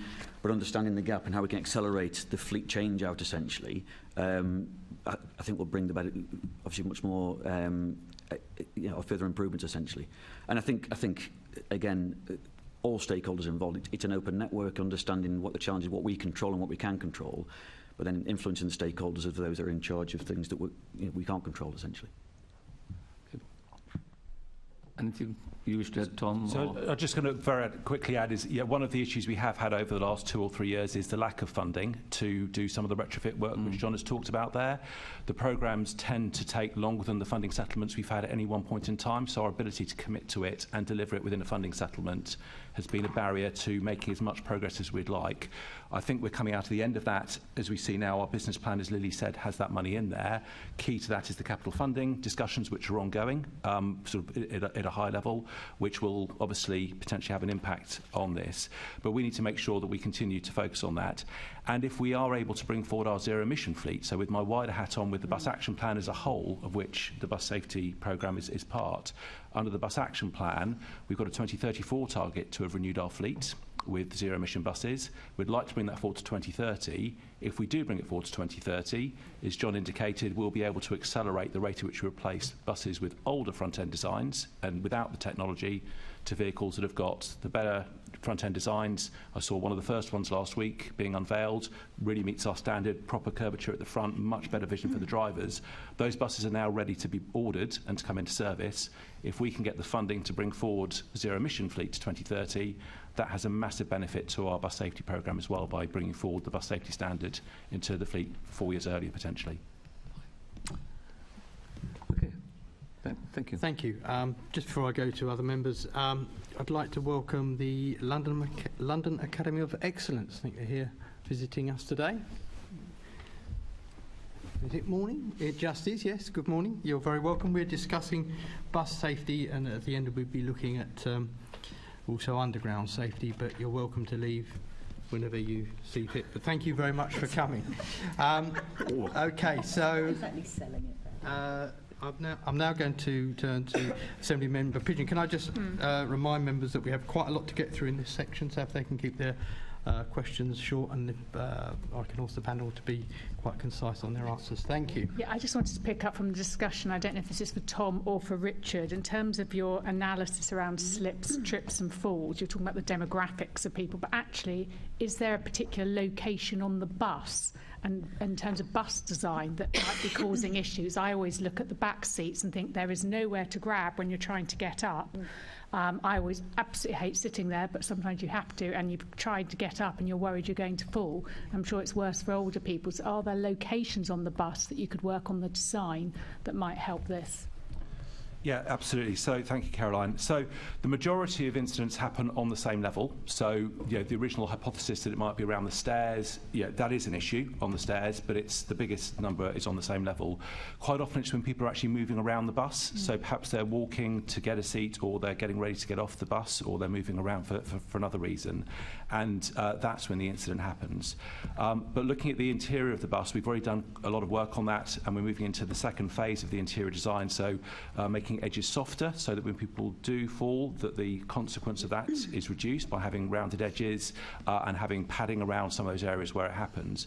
But absolutely making sure that hand grabs are in areas that meet all of our customers and not just people of certain heights or certain ability to move their arms around is important. We're continuing to review that. We're introducing high back seats on new vehicles, which means that people are less likely to go over the seats. They can hold on to the handrails on the top of those as well. And we are absolutely looking at that rear area of the bus. You may well see on some of our more recent buses, actually, we've reduced that to a 4-seat area on both rows there rather than 5, recognising that getting out of that middle seat at the back is perhaps not problematic. So that's an area we've already looked at and we're continuing to work on. The interior design is a challenge, meeting all of the requirements for accessibility, not just the wheelchair area itself, but the priority seats, making sure that we encompass all the people that can walk but really need to sit down when the bus is travelling as well. Encouraging as many people to sit is important, because it's definitely better to be sitting down than standing up on the bus as well. So lots of work going into that. And if you see some of the newer vehicles that are being introduced now... Which routes? So there are probably... so let us know the routes. Yeah, absolutely, you certainly can. But Route 63 and 40 that go near our 40, office... Yes, yeah. I've been on that one. Route 111 that John operates over towards Heathrow. We can provide a list of routes for those on there as well. That would be helpful for us to look at. Thank you, thank you. Thank you. Assemblyman Berry, you wanted to come in? I did, yes. So one thing about the slips and trips and falls and being aware when the bus is about to take off, resulting from a coroner recommendation, you did introduce that quite long and annoying warning that the bus was about to take off. That was a voice saying so. That's been dropped. But is it not... Have you not been trialling other alerts and things? Because, I mean, I don't even know where I get this from, but I associate a double ding with the bus is about to move. So that must be like something from the old route masters. It doesn't have to be a ding, but they're not like just a little alert that could also potentially go off when the automatic braking system triggers, or when the driver themselves puts the brake down hard. These are things that surely would, if people are reluctant to hold on, would just give them that impetus.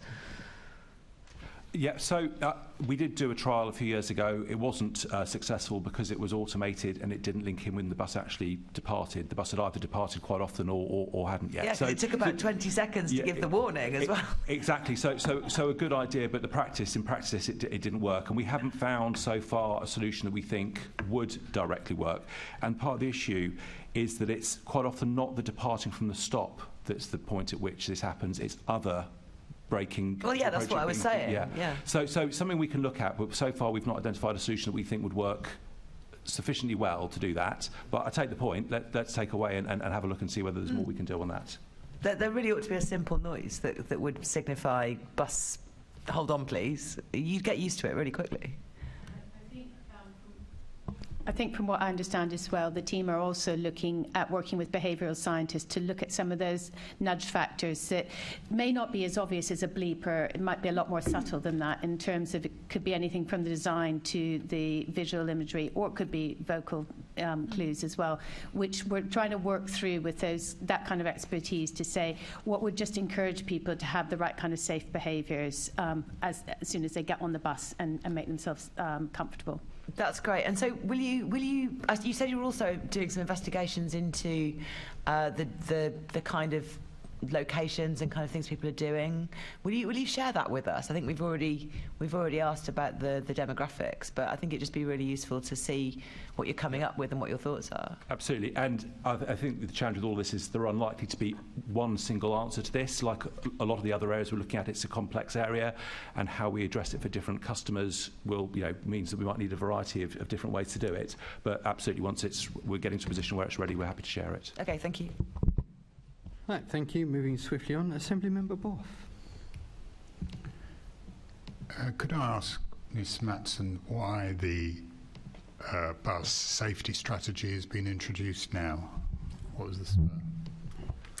So, and I think it's an important context for all of this discussion on safety, that there isn't the sense that you can have one fixed plan and stay with it for 10 years and hope to get to your goal. So we first launched the Vision Zero Action Plan, the overarching plan for this in 2018, and we refreshed that in 2021, taking on board new risks like e-scooters on London's roads.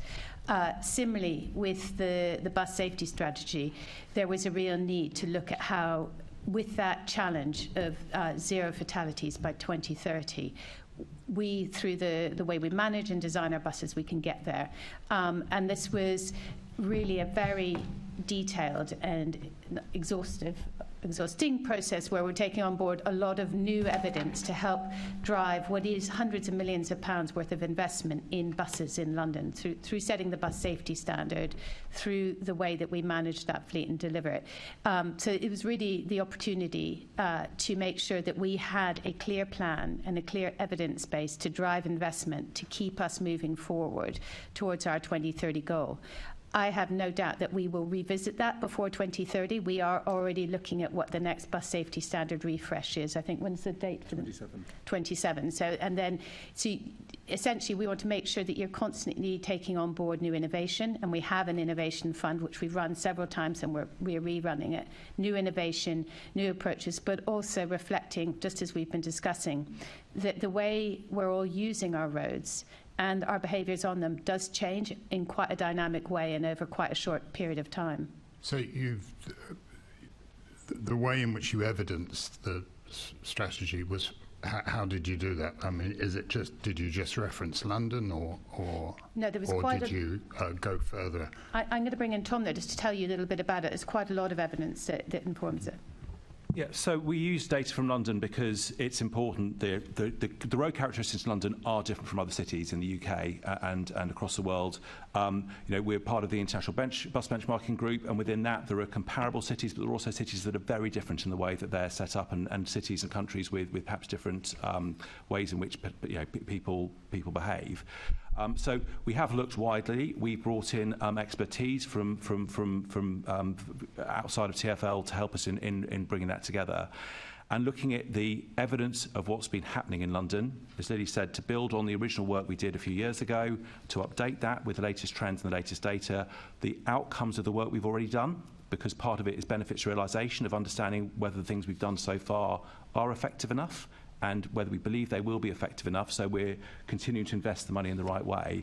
And that came together in the strategy, which really set out the direction for the next few years. And we looked beyond bus as well. We did look at rail and other modes as well to understand the trends there and what they're doing about it as well. So it's genuinely looking around properly at what other people are doing to help shape what we do in the future. Is there nothing to be learned from other cities? Oh, there is, absolutely. And we engage with other cities. We're engaging with other cities in the UK. In honesty, most of those cities are looking to us for what we're doing. I was at a conference in Brussels last month, and the only other city that seems to be doing the work that we are is Oslo, in the level that we are at the moment around bus safety. And a real surprise talking to a bus manufacturer that doesn't sell to the UK, sells only into Europe at the moment, when I was challenging them on why they're not taking on board some of our bus safety features, was that customers in other cities are not interested in buying those on their buses. So we are leading the way on that. We're trying to encourage other cities and bus manufacturers and other local authorities, or transport authorities in other cities, to follow our lead. Some are beginning to, but we are genuinely well ahead of the curve in a lot of what we're doing now. So, can you name one thing that we learned from other cities? Well, so I mean, say it does a bit sound like not invented here. So we've certainly learned things around from what's happened more widely in Sweden under Vision Zero, where they're much further ahead of us on that sort of on a wider piece.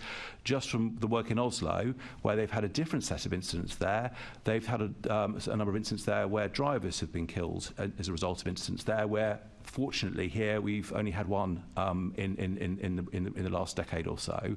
But learning from them about the issues that they are seeing will help us look at a risk that isn't huge on our list in terms of incidents, but one that we should certainly look at. We did cast our net quite widely. Yeah. I mean, we are bigger than most cities, Indeed. So I should imagine there is more to learn from us. I noticed that 13 of the actions in the strategy have an indicative short-term timescale of being completed in the next 2 years.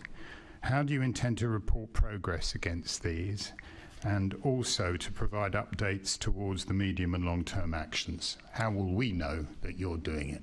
Well, I think it's important that you and the wider public do know. So we report quarterly to our Safety and Sustainability panel through our SHE, Safety, Health, Environment quarterly report. That will include updates on how we're progressing in terms of delivering the actions in the bus safety strategy, as well as our wider Vision Zero actions. That also includes the data in terms of the trends over the last quarter. And we also produce an annual SHE report, which will give you more of that overview. So through that, there should be regular reporting and update in terms of delivery. And you'll report that to us, will you? Yes, that is publicly available, and we're happy to arrange for that to be sent to you as well and shared, just to make sure you have full visibility. Thank you. Mr. Eardley,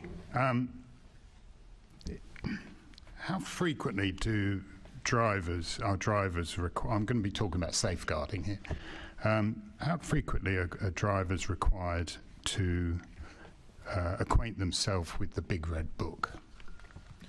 So it's part of, drivers do CPC training, so they'll do a day's training per year over the rolling 5 years, and we also do induction training, and then we do repeat training through our safety school then at certain time points within the driver's career essentially with us. So at that point we'll go through what was covered on the induction, whether it be elements around ramp safety and all sorts of elements that from the Big Red Book that essentially will be picked up on at month 3 from a new starter that we've trained ourselves, and then through to year 2 and year 5, which is based upon the data that we see, where we start to see an increase in incidents or complaints, etc. Are you satisfied? We heard a little bit of evidence earlier about the number of agency staff who are now being used to drive buses. Are you satisfied that they too are being acquainted with the provisions in the Big Red Book? Yes, and from our experience, clearly we use one agency for ourselves, and what we've done is we've aligned our training with the training programme of the agency providers. So once that driver is onboarded with us, then that driver receives all the same training that our driver will receive as an employee of ours, essentially. Sorry, just one second. Can I just ask John, for the benefit of the audience, could you tell us what the Big Red Book is? Is the book. So it's a book. It's basically a handbook for drivers that covers all aspects of being a professional bus driver in London, essentially. Sorry. Yes. Once you've been ploughing through the thing for a while, you just assume everybody knows it. So, how frequently do people have to refresh that knowledge? So elements of the book itself, I mean the book is obviously a large book, elements of the book itself are drawn out by our own training internally, but also from the TfL training. So George McCall within the TfL team will share elements and in some cases whole sections of the book with the training teams across all the operators, and that's rolled out through training at certain times in the driver's career. So how frequently typically?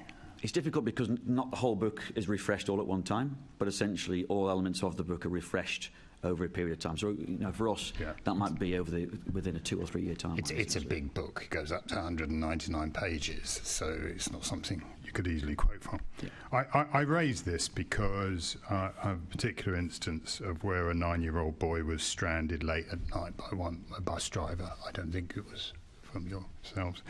And it most clearly says in those standards that a child should not be stranded irrespective of how they, where they're going or whatever. And so I thought I used this opportunity to find out how good the training is and how frequently people are reminded drivers are reminded of their safeguarding responsibilities. I think is that something in the refresher?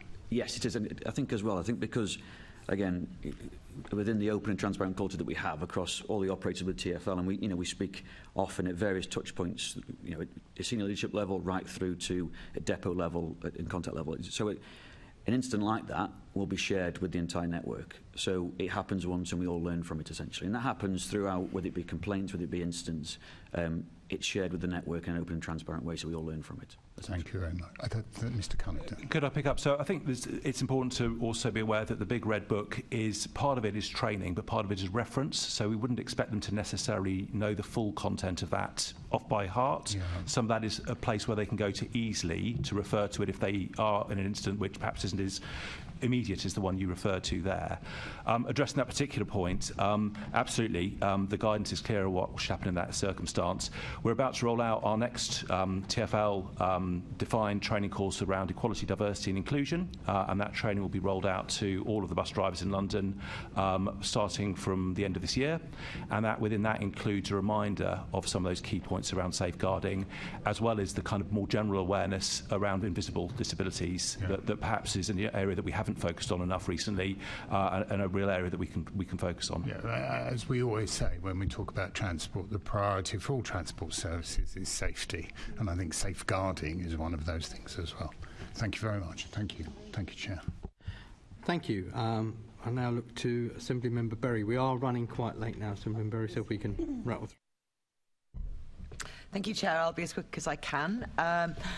So I want to ask about intelligent speed assistance, and we've lost the audience, but still I think for the benefit of the tape I should clarify that that is a system that reads the speed limit either off the signs or GPS and keeps the bus to the speed limit.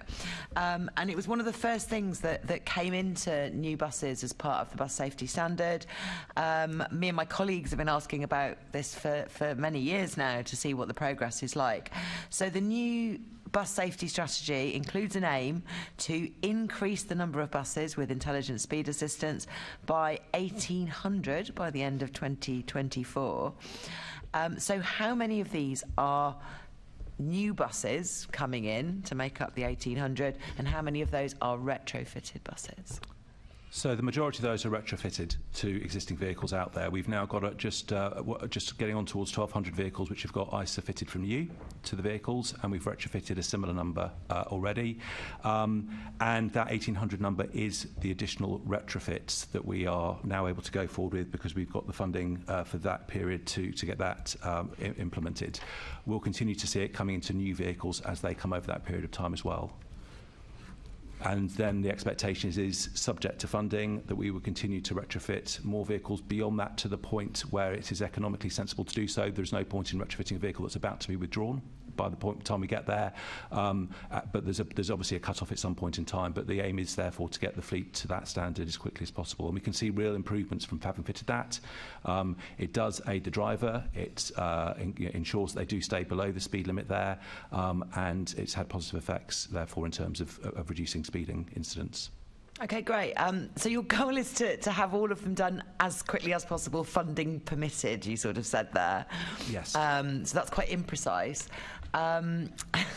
Lilli, earlier on, you said that there was the business plan laid out, this 1,800, that would take us to around about half of all buses by 2024. That's what's in the business plan. Is that all that's there in the business plan, or have you got more of? Is what's in the business plan more ambitious than reaching half by 2024? So obviously the funding within the business plan includes funding for all elements of improving bus safety. So that include other elements in terms of the bus improvement, as well as training, marketing, etc. So my understanding, obviously we're talking about a gradual turnover of the fleet, and 2024 is next year. My understanding is that it wouldn't be higher than the number that you've quoted. Okay. But what Tom has outlined is that as our commitment is that this is part of our standards. So as new buses come in, this will be what they will have. They will have ISA on them.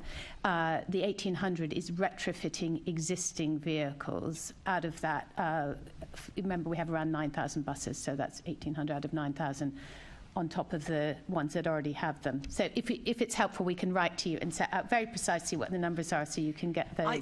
Again, because the reason I'm asking is the budget process is coming up, so it'd be really useful to know what kind of money is needed to speed up retrofit, how much retrofit you get for what money, and where the sort of benefits of getting a new bus instead, which then has all these other safety features, then tips over. Just if you can give us an indication about that, it'd be really helpful, because we will have budgets to discuss very shortly. Okay, I think that's really helpful. Yeah. Cool. Thank you. It's my question again, isn't it? I will carry on. Right. So there are a number of other things in the new 2024 standard that are sort of new technologies, things that need to be brought into buses. And again, buying a new bus is therefore sometimes better to do. So I'm just flicking to the right page. These include things like more cameras for better vision around the vehicle, improved frontal crash worthiness. I don't know how easy that is to retrofit. It might mean that a new vehicle is needed then. So to what extent has the global market for buses and buying buses been able to respond to these requirements? We talked a bit earlier about advanced emergency braking not really being available on that many buses yet. Are you having trouble with anything else? Yeah, can I just say to the panel, please don't answer the question on advanced emergency braking, because that's at the next I literally did anything else just then at the end of my question. On anything else than that, because we do have a question on that later. Okay, I'll come back to that later then. So I think it's fair to say it's sometimes been challenging to take the bus manufacturing industry with us, because whilst we are the biggest buyer of vehicles in the UK, in the global market, we're not perhaps that big, and the number of buses in the UK isn't as big as perhaps some of the global markets. However, those that are supplying buses to the UK market, so companies like Wrightbus in Ballymena, companies like Alexander Dennis in Scotland and Scarborough, and also some of those, and Switch in Yorkshire, but also some of those companies like Volvo have responded to that really well, and they have all produced buses now which will meet that front-end design for 2024. I don't think any of those are in service yet, but we've seen the launch of those vehicles and been to factory visits to see those first vehicles over the last few months as well, to ensure they do meet those standards there. And they do create that curvature on the front, which reduces the consequence if there is an incident involving an impact. It's more likely to deflect the individual away from the vehicle to minimise the injuries.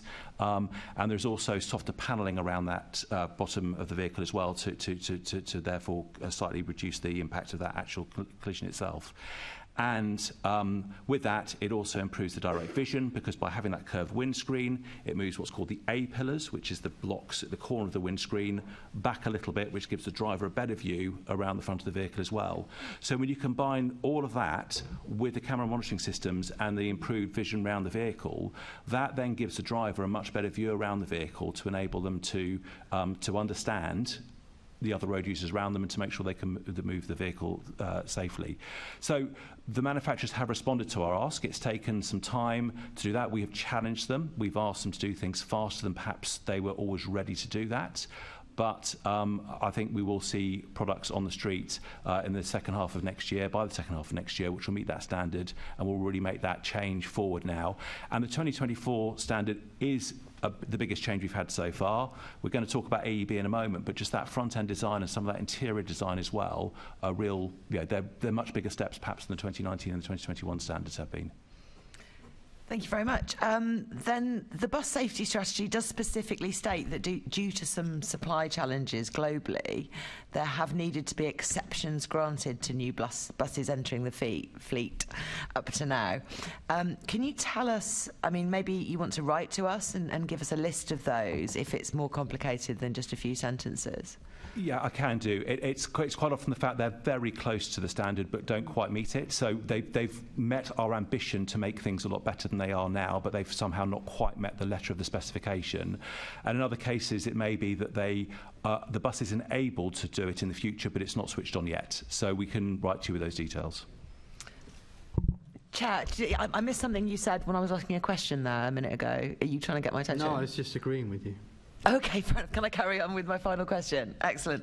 I've got two very, very brief things to say. You mentioned Wrightbus just then, and Wrightbus make the new Routemaster buses. To what extent are they part of your future plans? They presumably don't meet all the new standards.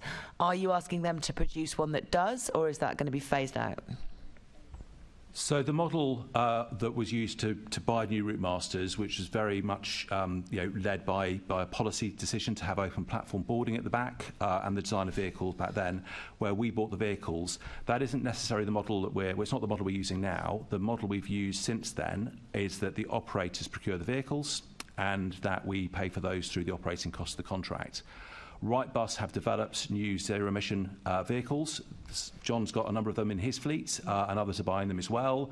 There are no plans to buy a direct descendant of the new Routemaster vehicle at this stage here, but we would hope and expect Wrightbus, as well as the other UK manufacturers, to continue to respond to our ask in terms of zero-emission and design, and to design vehicles. And John perhaps has got a bit of experience of what the new vehicles are like, if that's helpful. Yeah, thanks, Tom. So, Route 111 has got the Wrightbus Electroliner running on it. They were the first into London, and essentially it's got all of the previous bus safety standard elements in there. It features the high back seats as well. It's all of the occupant safety elements within there around trying to create a flat floor with an open space, essentially with integral hand grabs essentially on every seat. All that was built into it. It's got the intelligent speed assist, it's got the CMS cameras fitted, etc. But we've also now got the next generation of the Wrightbus vehicle. And we work very closely with our supply chain, as does TfL as well, around all the vehicles need to be approved for use in the network, essentially. So Wrightbus, Alexander Dennis, Switch, etc. All those vehicles have to be type approved, essentially. And we'll have a Wrightbus vehicle, the single deck version, will be the first, I believe, into London that will have the 2024 front-end geometry, essentially, with the softer light cowls, with the wiper arms above the windscreen, etc. And then, as Tom says, this rounded windscreen that gives the driver much better direct vision across the roadway, essentially. So they'll be in service. They're just been finalised. They were signed off last week. They'll be in service this side of Christmas, I see. Yeah. Okay, brilliant. And I wasn't trying to criticise Wrightbus. We gave them, as a city, quite a difficult job to do there with a bespoke bus. Yeah. And I think, credit that they produce something. But my question was really, part of your safety improvements is going to be phasing those buses out as soon as possible, effectively, because you're not commissioning a new one. No, so those vehicles have got a design life and a depreciation policy of about 14 years. So those vehicles, the last of those vehicles would leave the fleet if nothing else happened in about 2031. And they start going probably in about 4 or 5 years' time. We're in the middle of doing a midlife refurbishment on those vehicles at the moment, because having invested in them, there is an expectation they keep on being used. We are looking at the moment around the option to retrofit CMS, the camera monitoring system, to those vehicles as a way forward. We've done some trials and we're looking to do that. So there are some things that can be done to those vehicles, but other areas where it would be more difficult, particularly front-end design, because that's obviously structural. So we're looking case by case, fleet by fleet to vehicles. It's important that we do recognise the investment that operators and finance companies have put into our fleet over the last few years, and where we can optimise those to meet the latest standards, we'll do it. If it's not technically feasible, we'll have to think hard about how we can address that, perhaps by replacing them with new vehicles sooner. Okay, thank you very much. And then back to the budget questions again more broadly. Am I right that essentially this Vision Zero strategy, it doesn't have to be paid for entirely out of bus fares? Because obviously, if we want to find more funding to go towards the retrofit and the replacement of your fleet to improve safety and to bring in the zero emission benefits that you get when you do replacements as well, we wouldn't want to be saying that needs to come entirely off bus fares. So presumably there is a wider pot. I guess, Lilli, you might be the right person to talk to about this. There is a wider pot of Vision Zero investment that can be drawn upon. So I think I've understood your question. They're not going to ask you to make it wash its face in bus fare terms. Yeah. So obviously we have an investment programme and lots of different. I would say that almost all the investment we put into the transport network has a safety element to it, because it is our overarching priority. So we don't have, much as I might like it, we don't have a single Vision Zero pot that I sit on top of. It is basically an outcome that we're seeking from all of our investment.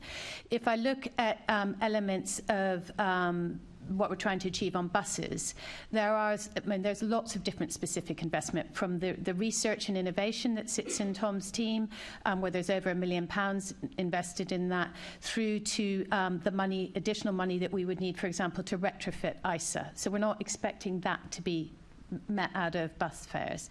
But obviously we work to set the bus safety standard, and that is something that you would then seek to agree through a contract with bus operators. But we don't set the fares. Obviously that's something that the Mayor does, and so we're trying to balance what the level of investment is required to improve our safety standards and work within a fare offering to London.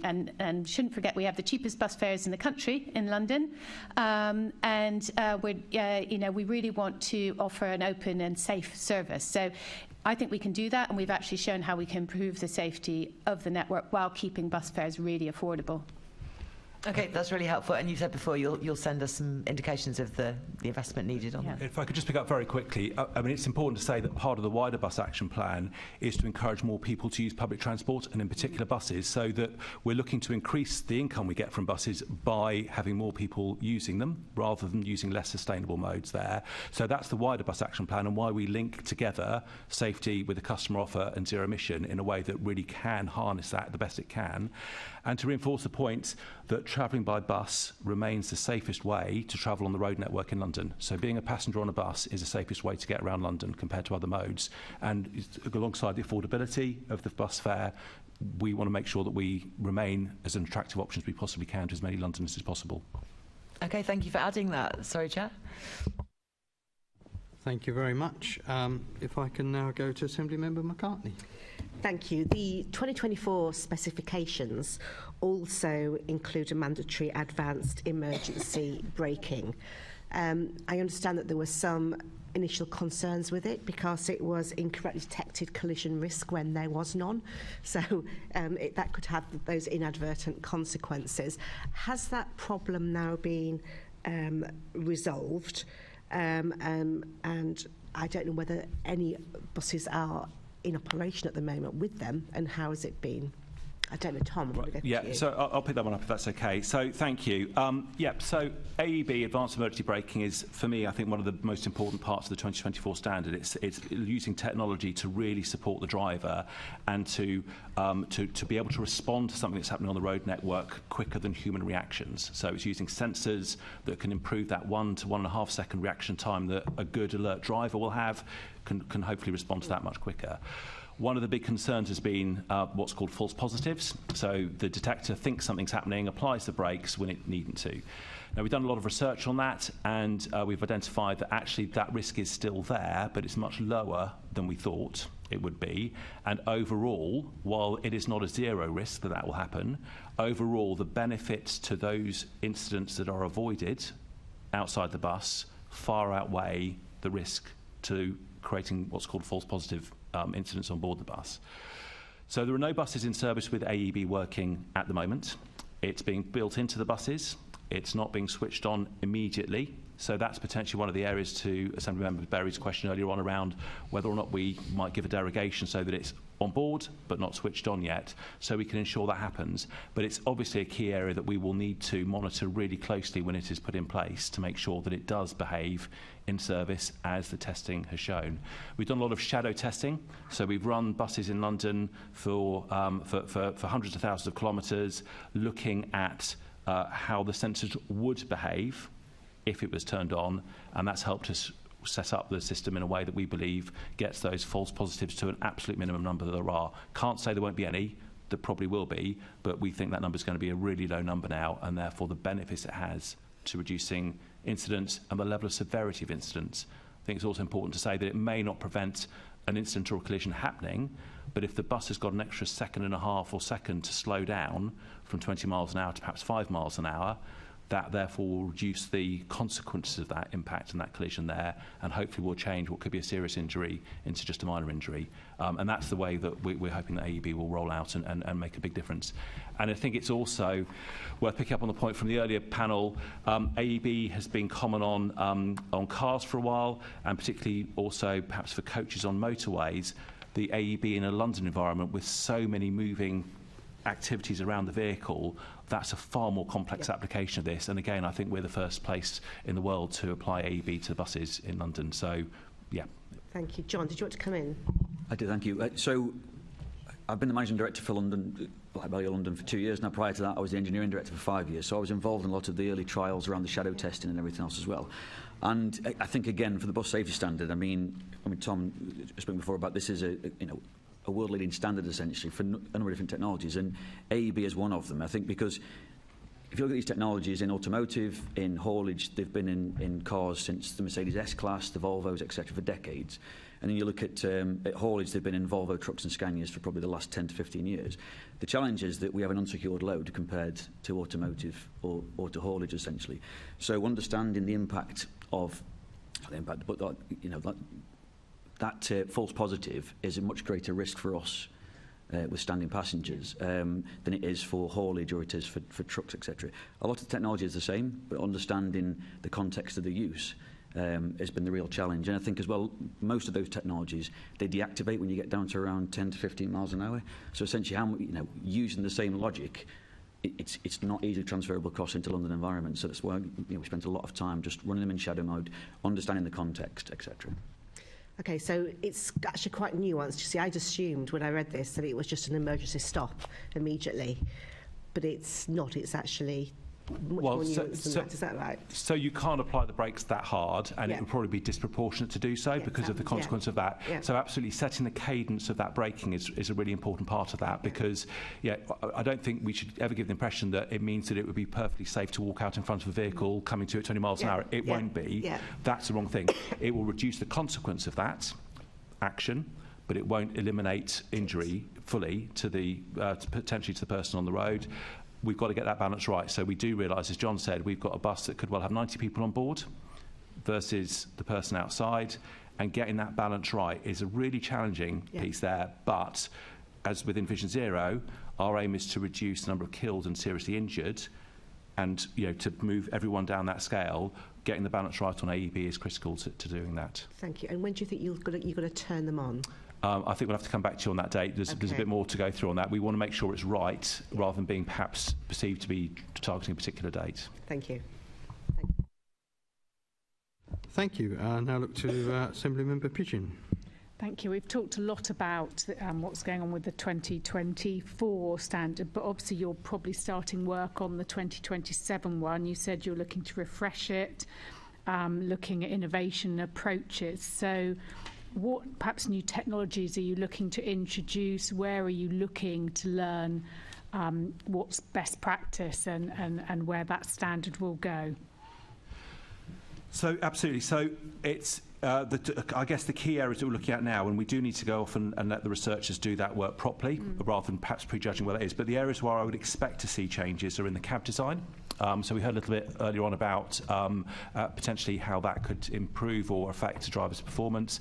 We've put a lot of new technology on. We need to review how that is used and displayed as a way of simplifying the cab layout. We need to really focus on the design more generally of the cab. So we know that in the industry at the moment, only about 10% of our driving workforce are female. And that's potentially partly down to the ergonomics of the cab, that they may be designed for men rather than for women. So how can we make sure that we design the cabs to encourage as many people as we can into the industry that are able to do that job, and within that really set the cab up in a way that it is their office perhaps, and far more human factors are built into that as well. And we're doing some road shows around the country next year to get not just London experience of that, but to the point earlier on from Assembly Member Boff, making sure that we get experience from beyond that as well. I think fatigue is obviously going to be part of that as well, and making sure that we design a cab in a way that doesn't cause fatigue, and make sure that we kind of consider that in the whole way around the comfort there as well, making sure that the work we've already done to improve the thermal comfort in the cab, is that working effectively enough, or is there more that we need to do there as well? And it's around looking at emerging challenges. There's 2 or 3 years. We need to probably settle on what that looks like in the next year or two to give manufacturers the opportunity to build it into the designs. But it's looking at those emerging trends, looking at those trends around injuries to customers on board buses. What more can we learn about those to put in there? So open question to the researchers around this, looking at the evidence and the data there, rather than perhaps us saying this is definitely what we're going to see in there. Will it include other measures, not just the design of the vehicles, but actually some of the other issues we heard in the first panel around the contracts that you have with bus companies around some of the other issues around rostering, will you be looking to sort of what's best practice there, looking at the researchers and research that's provided to maybe mandate in those areas too? So this bit of work is specifically on the vehicle design itself. So it's the structure of the vehicle and how that then interacts with customers and drivers. Anything beyond that, that would be part of a wider part of the bus safety programme. Okay, so that's part of the wider, but will that sit alongside this? Because you can have the most fantastic vehicle and, I absolutely get you're leading the way there, but then it's the other stuff that goes around it. Yeah, I think that falls into, so we recently did our Vision Zero refresh, if you like, which was 21, with the assumption that over the next couple of years we'll be refreshing that. So anything more widely, specifically on buses, be that training, be that customer communications, will sit within that framework. Because we also need to think about how we're changing the road network itself and working with boroughs to change their road network. So the short answer is yes. And what I think we are sharing with you is that we want to have an evidence-led approach to this in London, but that also means that it's an evolutionary approach. So we will do what we know with the evidence we have to reduce risk, and as new evidence emerges or we work with innovation to identify new improvements, we'll then up the standards or up the approach. Great, thank you. And then I want to just talk about international comparisons. We've talked about the international bus benchmarking. Be useful, just before I go into my question, Tom, are you able to tell us the other cities that are in that sort of benchmarking? Because you said some are comparable and some just really aren't. Are you able to give us a flavour of them? I don't have the list with me, I'm afraid. And I'm assuming that we do publish who they are, but in which case I can make sure you have a list afterwards. I don't have the list with me, I'm afraid. Okay. I think it'd just be useful to know. I understand you won't precisely put which data goes to which city, but it would just be useful to know who we're comparing with. But in the latest benchmarking report, it shows that bus collisions in London are higher than other international cities, the average. What are you learning from that benchmarking, and what changes are you making as a result? Because that's what it's there for, isn't it, to learn from? It is. So we're learning some about those cities where it is comparable to look at them. I think the challenge is that some of those cities I mentioned earlier on are very much kind of redesigned grid systems where perhaps the buses don't travel as close to the curb as they do in London, and perhaps the pavements aren't as crowded as they are in London. And perhaps there's not as much congestion because they've got different ways in which they operate. So we do engage with them. In fact, the group was over early this summer, and a number of the team engaged with them while they were over with those other cities while over there this summer.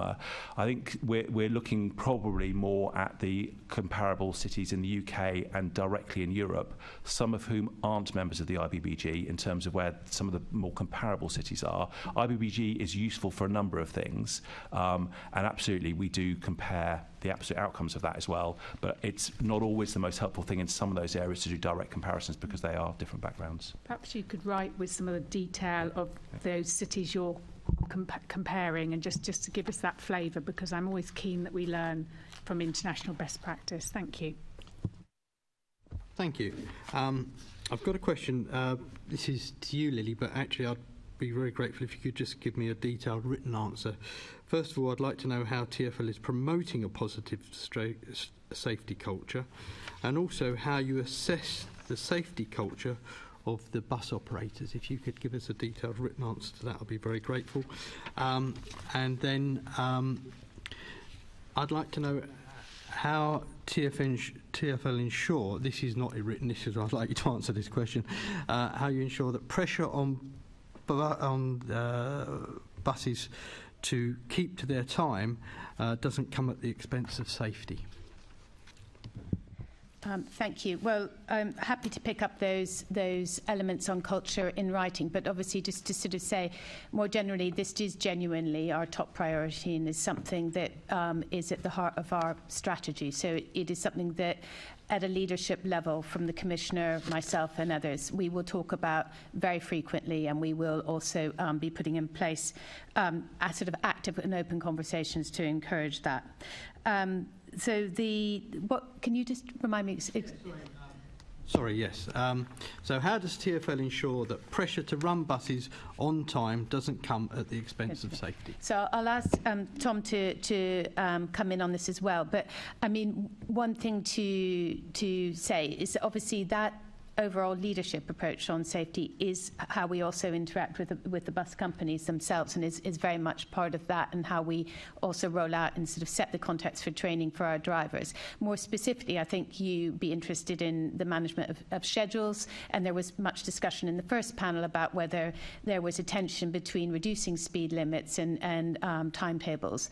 That work, as I understand, and Tom can elaborate on it, is absolutely something that we bear in mind, and that those schedules are being reviewed in line with relevant speed limits. So I don't know if you just wanted to add. Could I say, Tom, would you be kind enough to write to me on that? Okay, absolutely, yes. That'd be very kind, thank you.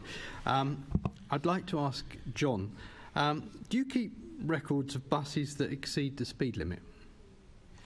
We have records where we know that the driver's caused an offence, essentially, if the bus has been speeding, if it gets reported through, whether it be a customer complaint, a public complaint, etc. Knowing that coming through the Intelligent Speed Assist, around the speed awareness tool, essentially as well, that will come through as well to understand if there's patterns of behaviour around speeding by route, by depot, etc. So it's built in, essentially, so we can build a picture. So that helps then to understand how we build schedules around that, so we can use that as one of the input measures. Can I ask you, in light of a number of, actually, Billy, roughly what area of London do you cover? So we've got depots in central London, West London and Croydon, essentially, as well. Okay. So bearing in mind that some of those areas, they've now reduced the speed limits to 20 miles an hour, have you had conversations with TfL about adjusting the bus timetable to take into account those lower speeds? We do, and again, all of our schedules are under constant review. So essentially, we have a schedules policy that we agree with Unite that has the parameters set for what the drivers can and can't work, essentially within those set safe parameters. And then we use that to build up a schedule based upon the headway that's required for the contract to essentially put the two together and then build a safe and compliant schedule from that that's then tested against Unite's metrics. So that will be handed back to the schedules rep within the depot. They will then test that route to understand that they're happy with it. There's a full 35-day consultation period, and then we'll then implement then, essentially. So we look at how the resources need to be deployed, whether there's excess time in one part of the route, whether it be a certain time of day, and then we pull that from one, from a quieter time, essentially, onto a busy time, or it's invested, essentially, from TfL or from ourselves. But those are negotiated before you renew the contracts. So mid-contract you can renegotiate those times based on the fact that there are slower speed limits. All the time. So essentially we have, every period we have an account meeting with a dedicated account manager from TfL. They look at our compliance, essentially, within excess wait time on routes, but also looking at other compliance metrics around driver quality monitoring to check that there's no speeding that's coming through around the checks that are done. The bus customer experience scores, that there's no sort of data suggesting that the driver might need to be rushing, etc. So all that's built up, and then if there are any outliers or any routes that have a problem, then that's, we take that away. We work with the schedules rep within the depot for that route and the local management team and put together an alternative, and then we go to TfL and we look at how that's best funded or changed then, essentially. Thank you. Thank you. Thank you very much. Assemblymember Garrett. Afternoon. Just on this culture thing, you said it was a top priority, Lilli.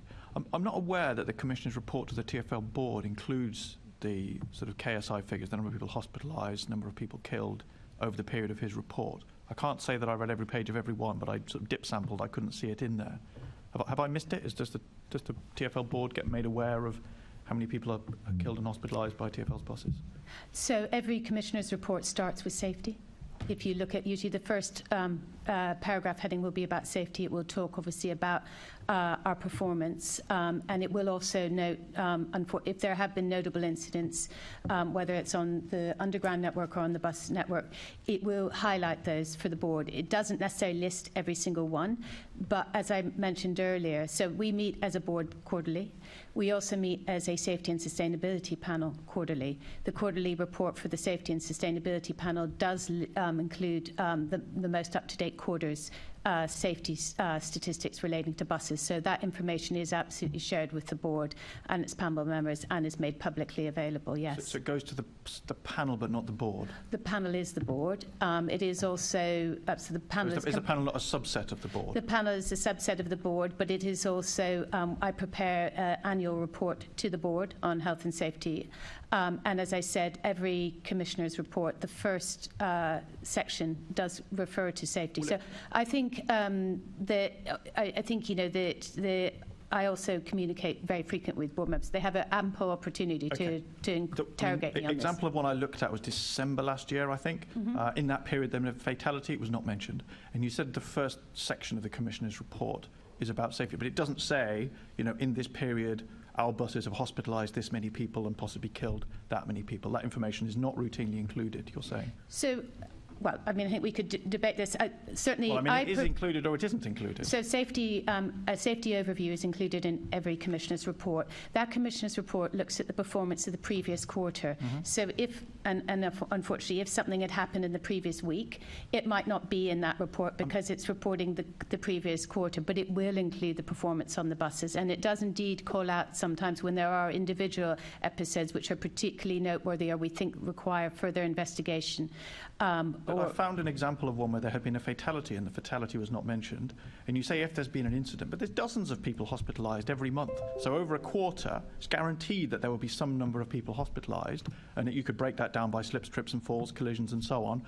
Why is that information not routinely included in, say, a paragraph in the Commissioner's report to the board?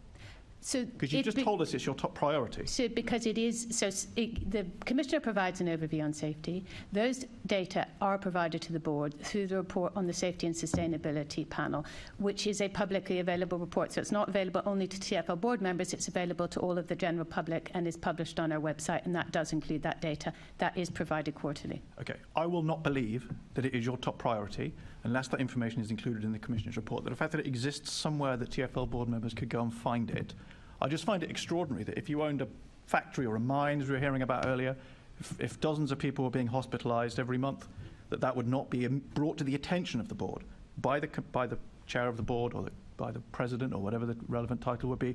I can't understand. Is it not embarrassing to you as the head of safety that the Commissioner's safety bit doesn't include every single time this is how many people we've hospitalised and possibly killed? I would say that I take your view, and that is your view. I think the Commissioner's report gives a good overview on safety, and we absolutely do make that data transparent and available. Okay. So thinking about fatigue specifically, I'm just conscious that when we've spoken in this section with you about safety, you've tended to concentrate on hardware. And in the earlier panel, actually, there was a big concentration on human factors, fatigue. I mean, I would argue the most important safety feature of a bus is the driver. So thinking about fatigue, what some of the examples of things we heard about earlier, toilets maybe not working, maybe not at the end of every route, rostering, safe rostering processes, heat in cabs, cold in cabs, and timetable pressure. We've spoken a bit about timetable pressure just now. But in terms of tackling fatigue among drivers, obviously there's some technology, and I'm sure you're going to tell me about the technology. I'm concerned about the human factors. Are you confident that the human factors are being dealt with properly? So, yeah, I mean, I'll hand to Tom to talk a bit more about buses. But fatigue is obviously an issue that affects all of us, and it affects all of our transport systems that we need to monitor and manage for and work to ensure that people feel free to have that open dialogue about whether they are feeling fatigued. And we have a pan-TfL fatigue programme which is based on developing that and giving managers the tools to have those conversations. So just with respect to buses, Tom, do you want to give an overview? So if I just talk a little bit about the welfare bit, first of all, I'm going to hand to John about the kind of, because he manages the drivers day to day in terms of rostering, his team do. So in terms of welfare, John Murphy's absolutely right. That is a real challenge. We're in the middle of a programme of refurbishing the welfare facilities, the brake facilities that we provide. They'd probably been forgotten for too long, and a lot of those were in pretty poor condition, honestly. They're not all fixed yet, but there's a programme that's making some really good progress. Very happy to share with you some of those examples of where we've done that to really show that commitment to improving it. Toilets as well, refurbishing those. There's a lot of view that perhaps they're in, that's fine, but they get heavily used. They need to be refurbished and renewed regularly as well. So there's a big programme going on within our asset team to ensure that we do that. We've done a lot of work on the driver and the fatigue risk management. All operators now have a fatigue risk management plan in place. We're now supporting that by providing some additional expertise to ensure that there is better consistency between some of those plans, and where the operators in some cases might need a little bit of extra support with that, recognising that some are part of big groups and perhaps some don't have that resource available to them. We're giving extra resource to that as well to make sure that those plans really do come to life in the way that they're not just written down on paper, but they're actually being lived by everyone in the company, because it's not just the drivers that are an area of focus here, it's everyone, the supervisors, the controllers, right the way up to the board, to ensure the decisions are made in the context of the driver well-being. But I think John can probably give some examples more physically about what he's doing with drivers in his team. Yeah, thanks, Tom. So, as Tom said, every operator has a fatigue risk management system in place, and TfL and TRL are providing some independent assessment of those, to ensure there's all the best practice that's found in each of them is shared across all the operators. So, in our draft, I think we're on revision 4 of ours now, so it's been in place since around 2020 now. So we've got a policy that's been agreed with Unite that covers schedules, safe rostering, allocation of drivers, etc., as well as around facilities and other elements, and also around support that we offer to drivers around counselling and assistance around the behaviours and their own sleep patterns and things like that as well. But certainly for us, clearly, all the domestic drivers' hours are set by government, essentially, the parameters. We have a set of controls in place that we've then added in a safety margin within that around the length of a driver, the length that a driver would need to be behind the wheel before they need to take a break. We've then extended the breaks beyond what the rules state.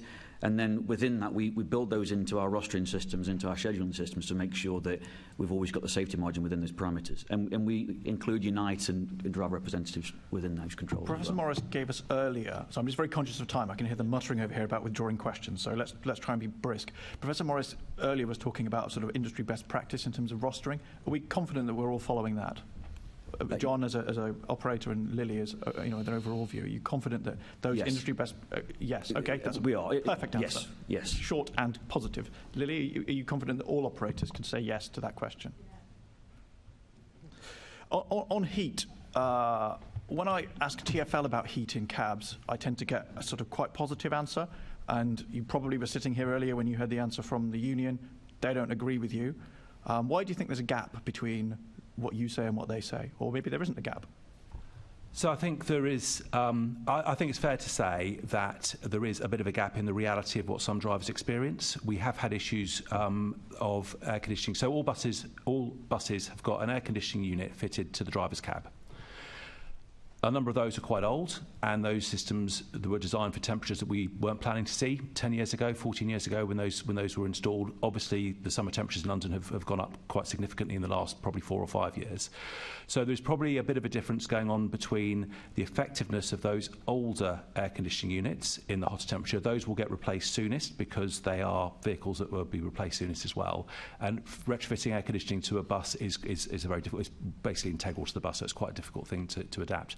But maintaining those systems has been an issue in some cases, and we've been very focused in our discussion with operators to ensure that they do maintain those systems and they service those systems in a way that keeps them cool in the summer. And on new vehicles, we have upped the specification significantly to put a more powerful unit in. However, the challenge is those new vehicles will take a number of years to go into the fleet as well, so it's around maintaining that system in the short term to make sure that the systems that are there work as effectively as they can in hot weather. Okay. That's one part. The other part is cold, and John, I think you've been doing some work particularly on how you can perhaps look at addressing both of those, if that's Can I just a very quick question? Let's say it's a 35-degree hot day. Yeah. Roughly what percentage of drivers are going to be driving around not in an adequately cooled cab, would you think? Because that's the real benchmark. It's a difficult question to answer because individuals have got different points at which they feel the heat there. The panel here, we might all have different experiences of what is comfortable and what's not comfortable there.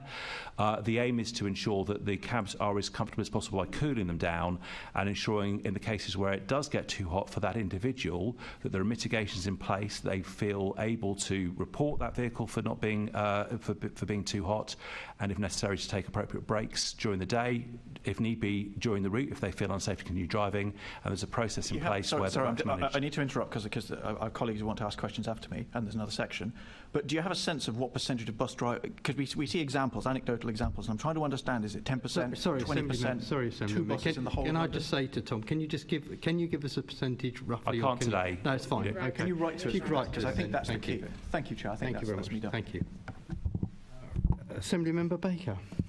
Yeah, I had a couple of questions. One was about pedal confusion and any kit updates there might be, and also around safety targets and related bonuses. But if we can ask those in writing, would that be okay? So we can cut a bit of time off. Thank you. Just to warn you what's coming. Yeah, it's very kind of you, Assembly Member Baker. That ends our panel 2 discussion. And so we'll take a short break to introduce panel 3.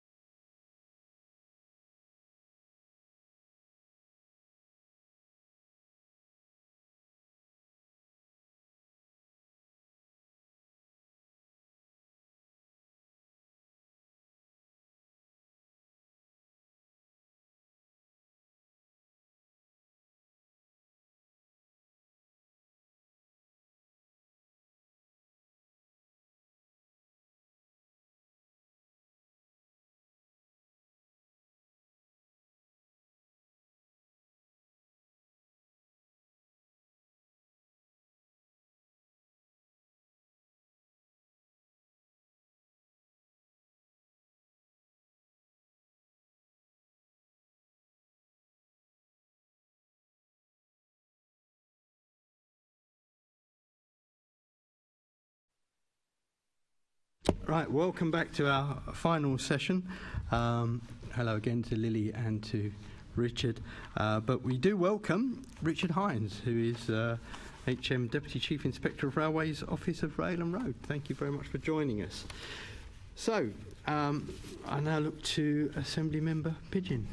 Thank you very much. Could I start off asking either Richard or Lilli about the tracking of Vision Zero deaths and fewer injuries among underground customers and staff? Because when you look at all the progress reports, it really looks at a lot of road-based activities, but there's no reference to activities being undertaken to meet the London Underground target. Yeah, no, thank you for raising that. I think that's a very important point, and I think it's an example of how we're evolving our approach to safety across the organisation, because obviously when we first launched the Vision Zero Action Plan, it was mainly focused on the road network, but we have now taken that ambition to translate that in terms of what that means for our broader public transport network. And in our own TfL safety strategy, the type of targets that we are working towards would be, in terms of our own colleagues, we've set the ambition that we'd like to see no colleague killed or seriously injured by 2030, and to have the number of customers killed or seriously injured on our network from a baseline of 2022 to 2023. And when we look so we are making progress on that. Obviously, those are very challenging targets, and we'll rely on a number of the measures that I'm sure we'll come and talk about in terms of how we reduce incidents in terms of the passenger train interface or escalators, etc. What's your progress against the targets? Do you have that set out? So if I talk about colleagues, and if we're looking to 2030, and in that case I have a relevant baseline, which is looking just 1 year previous, 21, 22, actually there's been a 21% reduction, so quite a significant reduction in colleague injuries. I think we've got a journey ahead of us on that.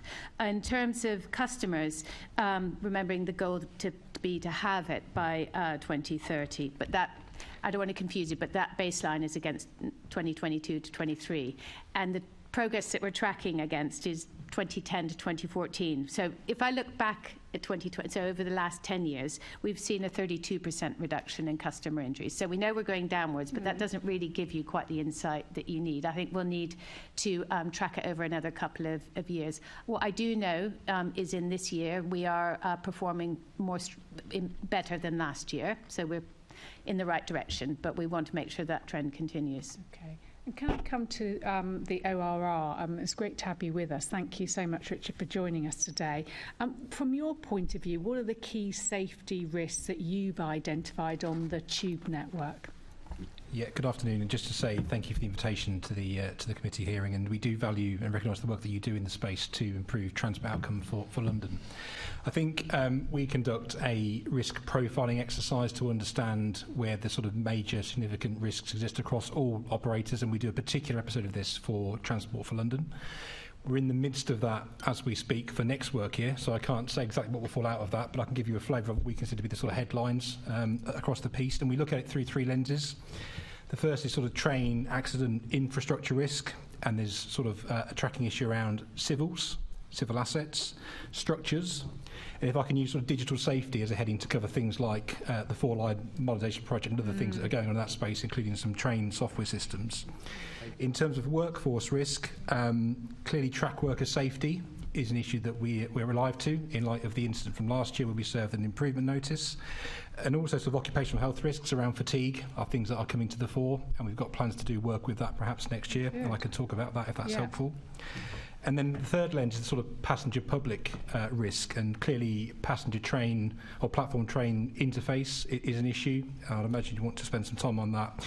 In addition to sort of slips, trips and falls, and I think noise as well is in that mix. That's a sort of broad flavour of the types of risks issues that we see and we're focusing on. So huge and complex then. There's no sort of one simple thing that could be done that would transform this. It's every area. So I'd say, you know, it's a mixed picture across all of those issues. I'm not saying any particularly bad and particular is a focus. What I'm saying is that we have to sort of dedicate our resource to particular issues and kind of cut our cloth accordingly, and that's the process we go through to narrow down on those particular issues. What I would say is we have a good relationship with TfL, and we are very sort of transparent about that approach, and we meet regularly to discuss that at a senior level. Lovely, thank you. I'm sure my colleagues will have further questions for you on this. I'll hand back to the chair. Thank you. Thank you very much. I'd now like to go to Assembly Member Umesh Desai. Thank you, Chair. It is good. It is good afternoon, panel. So I've got to start with my glasses. So we've heard a lot earlier this morning about fatigue. So what I want to ask you is, if I can ask you, Lilli, because it's a question for TfL. What is TfL's current approach to managing fatigue amongst London Underground staff, and how does it differ from the approach taken on buses? Thank you. I'll bring my colleague Richard in here, who is obviously has years of experience working in London Underground. But again, just to say, all of this takes place within the context of the pan-TfL fatigue management work we're doing, which includes advice on sleep management and includes tools for managers in terms of understanding how to manage fatigue. But do you want to bring to life some of the work we're doing? I mean, in terms of the train operator, for example, you know, when we produce a new working timetable for any particular line, that comes with an associated duty schedule, and on those duty schedules are on the back of rosters. Each one of those duty schedules are assessed for fatigue using, you know, recognised standards and obviously our own experience. And in terms of sort of significant changes as well, we would necessarily produce a number of different options as well and consult with our trade union colleagues as well and local managers. There isn't a one-size-fits-all when it comes to fatigue assessed rosters for London Underground lines. It relates quite significantly to the geography of the line, the number of relief points, the distance between turnarounds and so forth.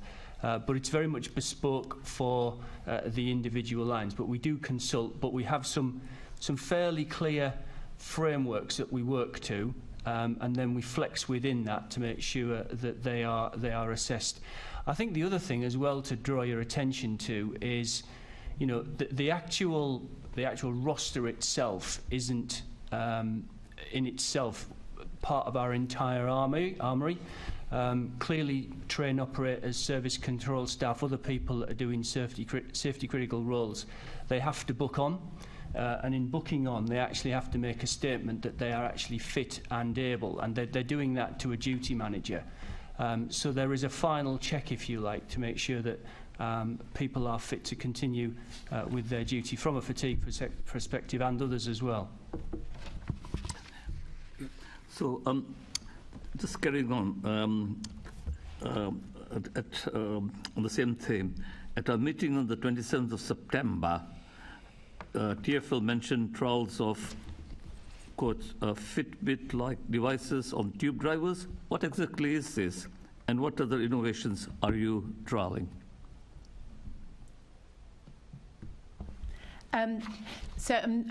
I'd need to check which meeting notes you're referring to. It might well be the Safety and Sustainability Panel. I don't exactly know that reference to Fitbit, but we can. What I do know is there are a range of different, both soft and harder measures in terms of technology measures that we're talking about. So, for example, we have a program called the Night Club, where we're working with people who are working overnight to teach them more about fatigue management, to understand how to manage their sleep cycles with that. We also do have fatigue detection technology, which fitted as standard into most train cars. I'll come back to you on what the Fitbit one is, but there's a range of different innovations that we'll be constantly working with and piloting to try to understand how to better manage this issue. Okay, perhaps you could write to us. Yeah. So, and I'm conscious of the time as well. So my final question is to Richard. Welcome. So what is your role what is your approach to regulating strategies for driver fatigue? Yeah, thanks very much. So clearly we regulate the whole range of risks across railway operations, across GB, and it's absolutely right to reflect that fatigue, of course, is one of those issues that we really focus on, and it forms part of our risk profiling exercise that I've mentioned. And of course, the guidance on this spans, I think, from 1988, the Clapham Junction tragedy. And things have moved on significantly since that happened, and we published guidance back in 2012 in relation to this. We've got plans this year to produce new guidance that we'll roll out next year, and we're working closely with duty holders and the RSSB, the Railway Safety and Standards Board, to develop that. But we take a blended approach. We don't have one approach across all of our railway operators. We have a tailored approach. So we have done a lot of work with Network Rail recently on this, and we plan to do more. And I think it's fair to say, in light of the work that we're doing with this year's risk profile exercise, it's very likely there'll be some work on fatigue management with TfL. And a particular issue around that will be, perhaps the transition between, for example, day working and night working and how that's being managed in the change management process. That's the way in which we approach that. But there'll be some communications around our new guidance and what that looks like. It's not fundamentally changing it. What it's seeking to do is to bring greater clarity and to sort of clarify our approach around that. And we've been working really closely with TfL's in that respect. Yeah, thank you. Thank you. Thank you very much. Assembly Member McCartney. Yes, thank you. And my questions are to the Richards, but can I start with Richard Jones, if I can? I'm just looking at TfL's Programmes and Investment Committee, and I noticed that there's been a reduction in investment for all renewals, which has resulted in a deterioration of asset condition and a deferral of projects. How has that translated into safety onto the underground? So I think probably most of my working life in the last 2 or 3 weeks has been engaged in working through the consequences of the business planning process. Yeah. So I'm intimately familiar with the issues and the challenges that we face. We have been working with what we call our guiding minds within each of the asset areas, which comprises engineering, our asset strategy team that basically work with our finance organisation, and my own team that look after maintenance and renewals as well, and who know the asset very, very well. And clearly we have had to prioritise against a very tight renewals budget that we're working towards. However, I would say that we are a regulated industry. We have to be absolutely clear and assure Richard's organisation and our own that minimum safety standards have been met, and certainly across that critical infrastructure group such as track, fleet and signalling, there are things in there that have been ring-fenced because we necessarily have to do them.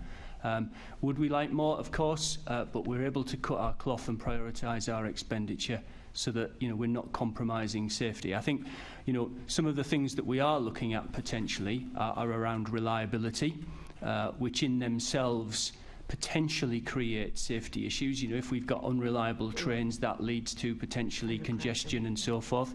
But we have to prioritise, and that's what we've aimed to do. So I just wanted to be really clear, because I think it is really important to the travelling public, that if there's any question about the integrity in safety terms of an asset, we will take it out of service. So that may have reliability issues that we also need to consider, but that is our bottom line. We will not run something that's not safe.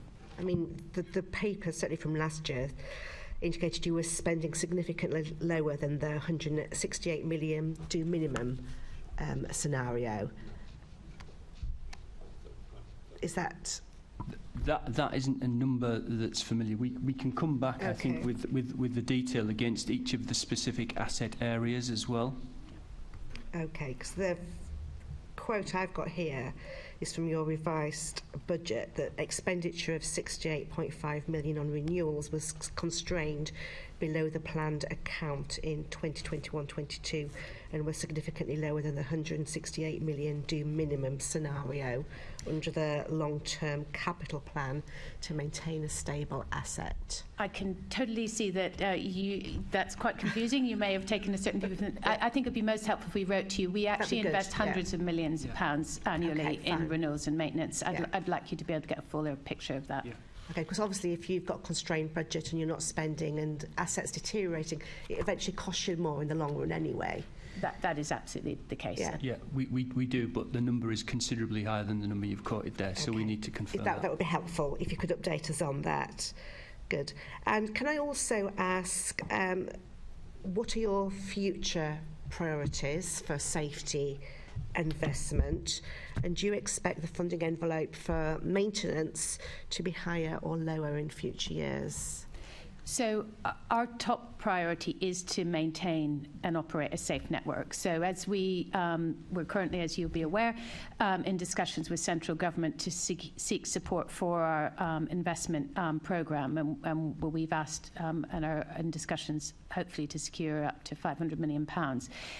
If we are not, and we certainly haven't had any confirmation back on that as we wait, we will continue to prioritise the maintenance and of our renewal programme. So that will to the minimum operating safe level as we require, and we'll have to deprioritise other investments that might be more about improving safety performance. So maintaining what we've got will be the first priority.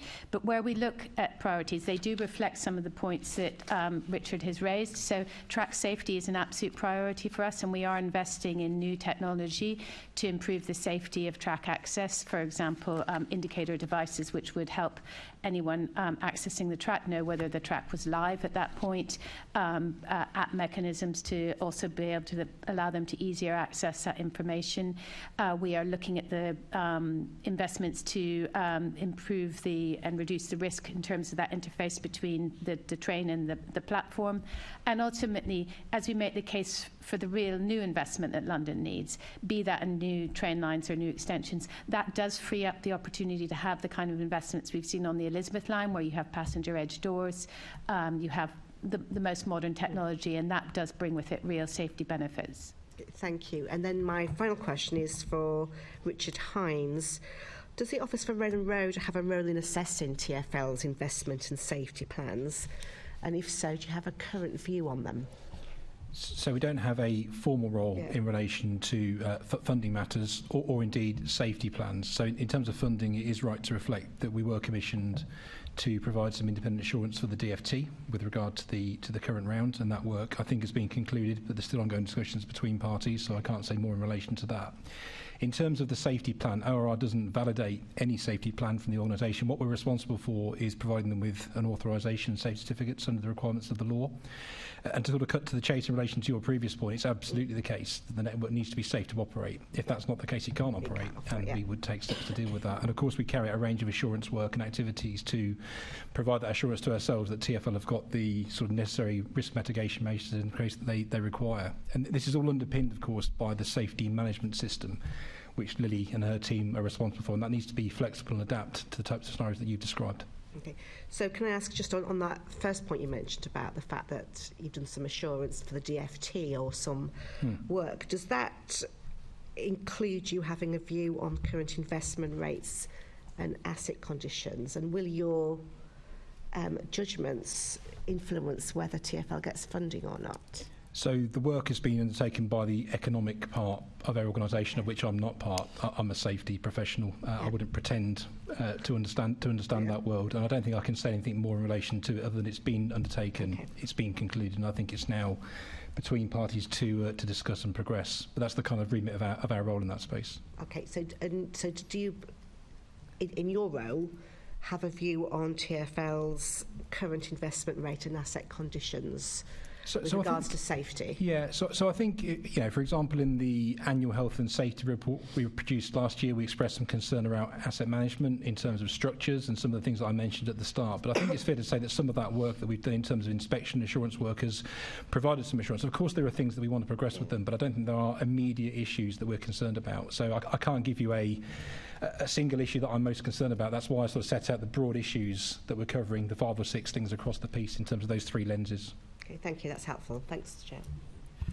Thank you. I'd now like to go to Assembly Member Rogers, who is online. Are you there? I am. Thank you, Chair. Apologies, my camera's not on because my Wi-Fi is rubbish, so sorry about that. Got some questions for Lilli. You have, in fact, Lilli and Richard touched on this issue. Lilli, can you tell us a bit more about how you're managing risks associated with the platform train interface on the Underground? Yes, thank you for that question. And I think it's a really important one because around 20% of injuries do occur at that moment when people are boarding or off-boarding the train. So I might bring Richard in just to talk about some of the day-to-day operational measures, but essentially we have an understanding where on our network are the most risky locations. So we have a ranking, if you like, and we know also through risk assessments what those risks are and where we need to prioritise and introduce mitigation measures. Now, those kind of mitigation measures could be anything from physical interventions, such as can you do something like move the nosing stones out from the platform to minimise that gap, because it's often the gap between the train and the platform that is the risk. But it's also about ensuring visibility for the driver with cameras on both platform and on the train that allows them to see the passengers getting on and off, proper processes that are followed, and basically making sure that we have the appropriate balance between manning the platform and the management of customer flows. Obviously, there are more advanced and desirable interventions that, as I mentioned, come with new technology, such as passenger edge doors, which can remove some of that risk, although they don't, they still are an interface that people have to be managed on. I just wondered if you wanted to talk about sort of in the moment type management we do as well. Managing the platform train interface as people are boarding and getting on and off trains, it's a really complicated dynamic in a particular station. We obviously put members of staff down on platforms to look along platform edges, and we have station assistants that work to dispatch trains at the most busiest of platforms. But it actually is encompassing the whole dynamic of managing a station. If you can manage a station platform at somewhere like Green Park and you can make sure that it doesn't get overly crowded, that significantly reduces the whole PTI risk right from the beginning. Lilli touched on a number of points around some of the infrastructure, but actually that is quite challenging. So a lot of this is to do with human factors associated with our staff, and the way that they are diligently watching what customers are doing, and similarly with our train operators, they are either looking at cameras to their side that are mounted on the platform, or they have got cameras positioned within the cab on our more modern fleets, and making sure that they are assuring themselves that everybody is clear before they actually pull away from the platform. It's an area where there is so much still to do, I think. Our infrastructure doesn't lend itself. Some of our older infrastructure, and particularly on some of the curved platforms, are a big challenge for us and continue to be so. But a lot of it is about the way that we engage with our staff. PA announcements and simple things like that can often be the difference between avoiding an incident or not. Thank you. Actually, you've touched on a point I wanted to follow up on, which was tightly curved platforms. There was a very sad fatal accident at Waterloo Underground Station in May 2020, into which RABE did an investigation, and they issued a report with a number of recommendations, including, I believe, revisiting the risk assessment for tightly curved platforms on London Underground. Do you know how that work is progressing or has progressed? Yeah, no, thank you. And that was a tragic incident, and there were some really important learnings from that. So that work is ongoing in terms of the risk assessment of the curvature of platforms. But in terms of the follow-up to that incident, there is a number of engineering changes. I think we're across 11 platforms across 7 stations as a result of that. And that included things that I was mentioning earlier, whether that's moving out some of the stones to close the gap with the train, what we call passive gap fillers, and other elements that we could employ that would reduce that risk. We've also... I think, based on shortness of time, would you be able to just write to me with the details of how that's getting on and the changes that you have made? Would that be possible? Yes, of course. That's fantastic. Thank you. Just a couple more questions. You've mentioned platform screen doors a number of times. Are there any plans for them to be retrofitted on existing tube lines? Only to the extent that we've got facility on the platforms. Unfortunately, I've been to a number of coroner's inquiries where coroners have concluded that platform edge doors, or PEDs as we call them, would be a solution to preventing people coming into contact with trains. It's a question of actually redesigning the whole platform. It's not simply a case of bolting them to the platform edge as they are at the moment. It would therefore be hugely intrusive, extremely expensive, and actually in certain places as well, it wouldn't actually benefit the level of investment. It's obviously something that we continue to look at. So if you take, for example, the Northern Line extension, those platforms are designed for future retrofitting, but none of the other platforms across the network are. Thank you. I think perhaps one for Lilli. You've recently finalised a new line operations PTI plan for London Underground. Can you tell us a little bit about this plan? What does it contain, and how are you planning on implementing it? I think, I actually don't know, Richard, do you want to pick? I'm not sure which elements you're most interested in. I mean, I'm almost wondering whether we want to write on that one, but... I'm happy for you to write on that. Yeah, because I think to be succinct, it might be better if we write on that one. Okay, fantastic. Chair, I also have question 19 about a deep dive analysis into slip, trip or falls, but again, I'm happy to get that in writing if it assists you with time. Thank you. It's very, very kind of you. Thank you very much. Thank you. Right. Could I ask a quick question on, there was an incident or two incidents actually, in February and in April about passengers being dragged along by their coat. And I think it was the RSSB. They did a report on it, and the report is due to come out at the end of October. Have we got that report yet? Do we know? No, in my understanding, we haven't received that. But obviously, we did look at those incidents and try to understand some of the factors that were involved in both of those dragging incidents. So we will be really looking to see what the RSS, well, what the report says. It will be very interesting. Thank you. Thanks, Chair. Just a brief question on a very big subject, and I'm going to be a bit cheeky to ask the Tube panel a bus-related question. But Richard, you referenced the guidance around fatigue that came in after Clapham Junction. We haven't mentioned explicitly, but you have the RSSB, which regulates, which came in after Ladbroke Grove. We spoke to the tram people last month.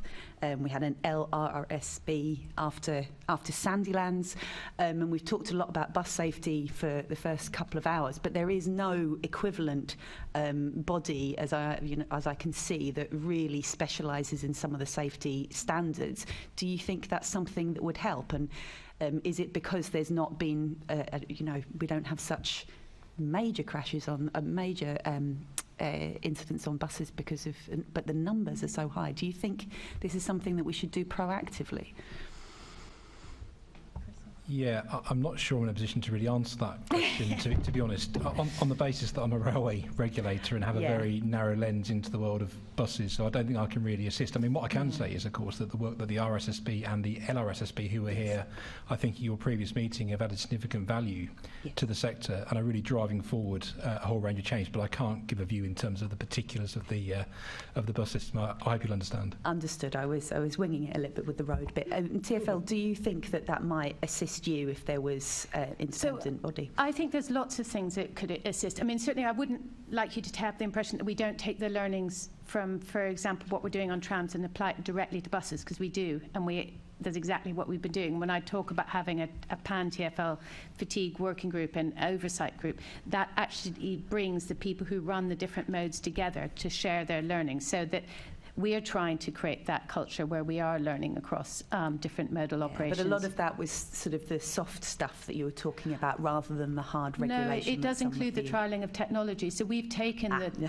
the technology that we used on the trams, for example, to the bus as well. But to your point, I think, So obviously the rail network is a regulated industry, so we work directly, which the bus network, it still has driving standards, and the Department of Transport obviously has a role in terms of setting some of those. So it's not as though there is not standards that we're seeking to work to. But I think anything that we can learn in London and that we share with other operators that raises performance is useful. One area I would just flag is that we've been very supportive of an initiative which the Department of Transport suggested, which was to take the equivalent of the Rail Accident Investigation Board and have a Road Accident Investigation Board. They are developing it over quite a long time scale. We'd like to see that come into play much more quickly. We've suggested that they look at the bus sector as a particular really important area of accidents that or collisions that we would like to see investigated, and I think that really could help drive insight into how we understand. Post-learning is a vital part of what we do, so we need that. That's really helpful, thank you. And of course, I think our SSB came out of a rape investigation, so that's back to you. Thank you. Thank you. I've got a final question from Assembly Member Pigeon. Thank you. As we have Richard here from the Office of Rail and Road, I was just wondering whether you could just give us an idea of the key issues that you think we should be looking at in terms of tube in its wide, all senses, but also perhaps in terms of the overground and the TOCs in London as we develop our work programme going forward. Are there particular areas you think we should be focused on? What keeps you awake at night? Yeah, thanks very much. It's a really interesting question. I'll be very happy to sort of talk to you separately or collectively in relation to those thoughts. But I think, the sort of risks I set out at the start in terms of our priorities that are emerging for this year are probably the right ones to be thinking towards. And I think in particular, this sort of issue around digital safety is getting more prominent, and so we see that in a range of different ways, not just with sort of infrastructure in terms of signalling, but also train systems, train control systems. And I think you also touched upon some of the sort of benefits around wearable safety and devices, for example, that can help with fatigue. And there's a huge amount of work in that space that's been driven by the tram sector on the back of the tragic Sandilands incident that I know you considered previously. So there's a whole range of topics, but I'll be very happy to sort of provide you with more in that sense. Our sort of annual health and safety report provides sort of headlines across the rail sector. It's not specific to TfL, although it provides a sense of that. But I think many of the issues that we're sort of exploring across the piece are relevant to TfL, and that includes a whole range of activities that are perhaps just taking people's eye off the day job. So our sort of focus is to make sure that the railway is safe to run every day, and people need to be focused on that. And so that message around keeping you on the day job is a really important one that I think we're keen to reinforce with duty holders. Lovely. Perhaps we'll take you up on that briefing outside. Thank you very much. Well, thank you. That brings an end to our session, but I must say I'm sure there's even more questions we'd love to ask you. It's a very important issue, and we're very grateful for the answers that you've given. We've got a few more things to sort, but I'd like to thank you guests for coming, and you feel free to leave. Can I ask the committee to note the report and the discussion? Noted. Can I also delegate authority to me as chairman in consultation with the deputy chair and party group leads members to agree any outputs arising from the meeting? Agreed. Transport committee work programme. Can we note the committee's work programme? Noted. And the date of the next meeting. The next meeting of the committee is scheduled for the 30th November at 10 a.m. at City Hall. Any other business? As Chair, I've got no other urgent business, and thank you very much. That brings the meeting to a close. Thank you.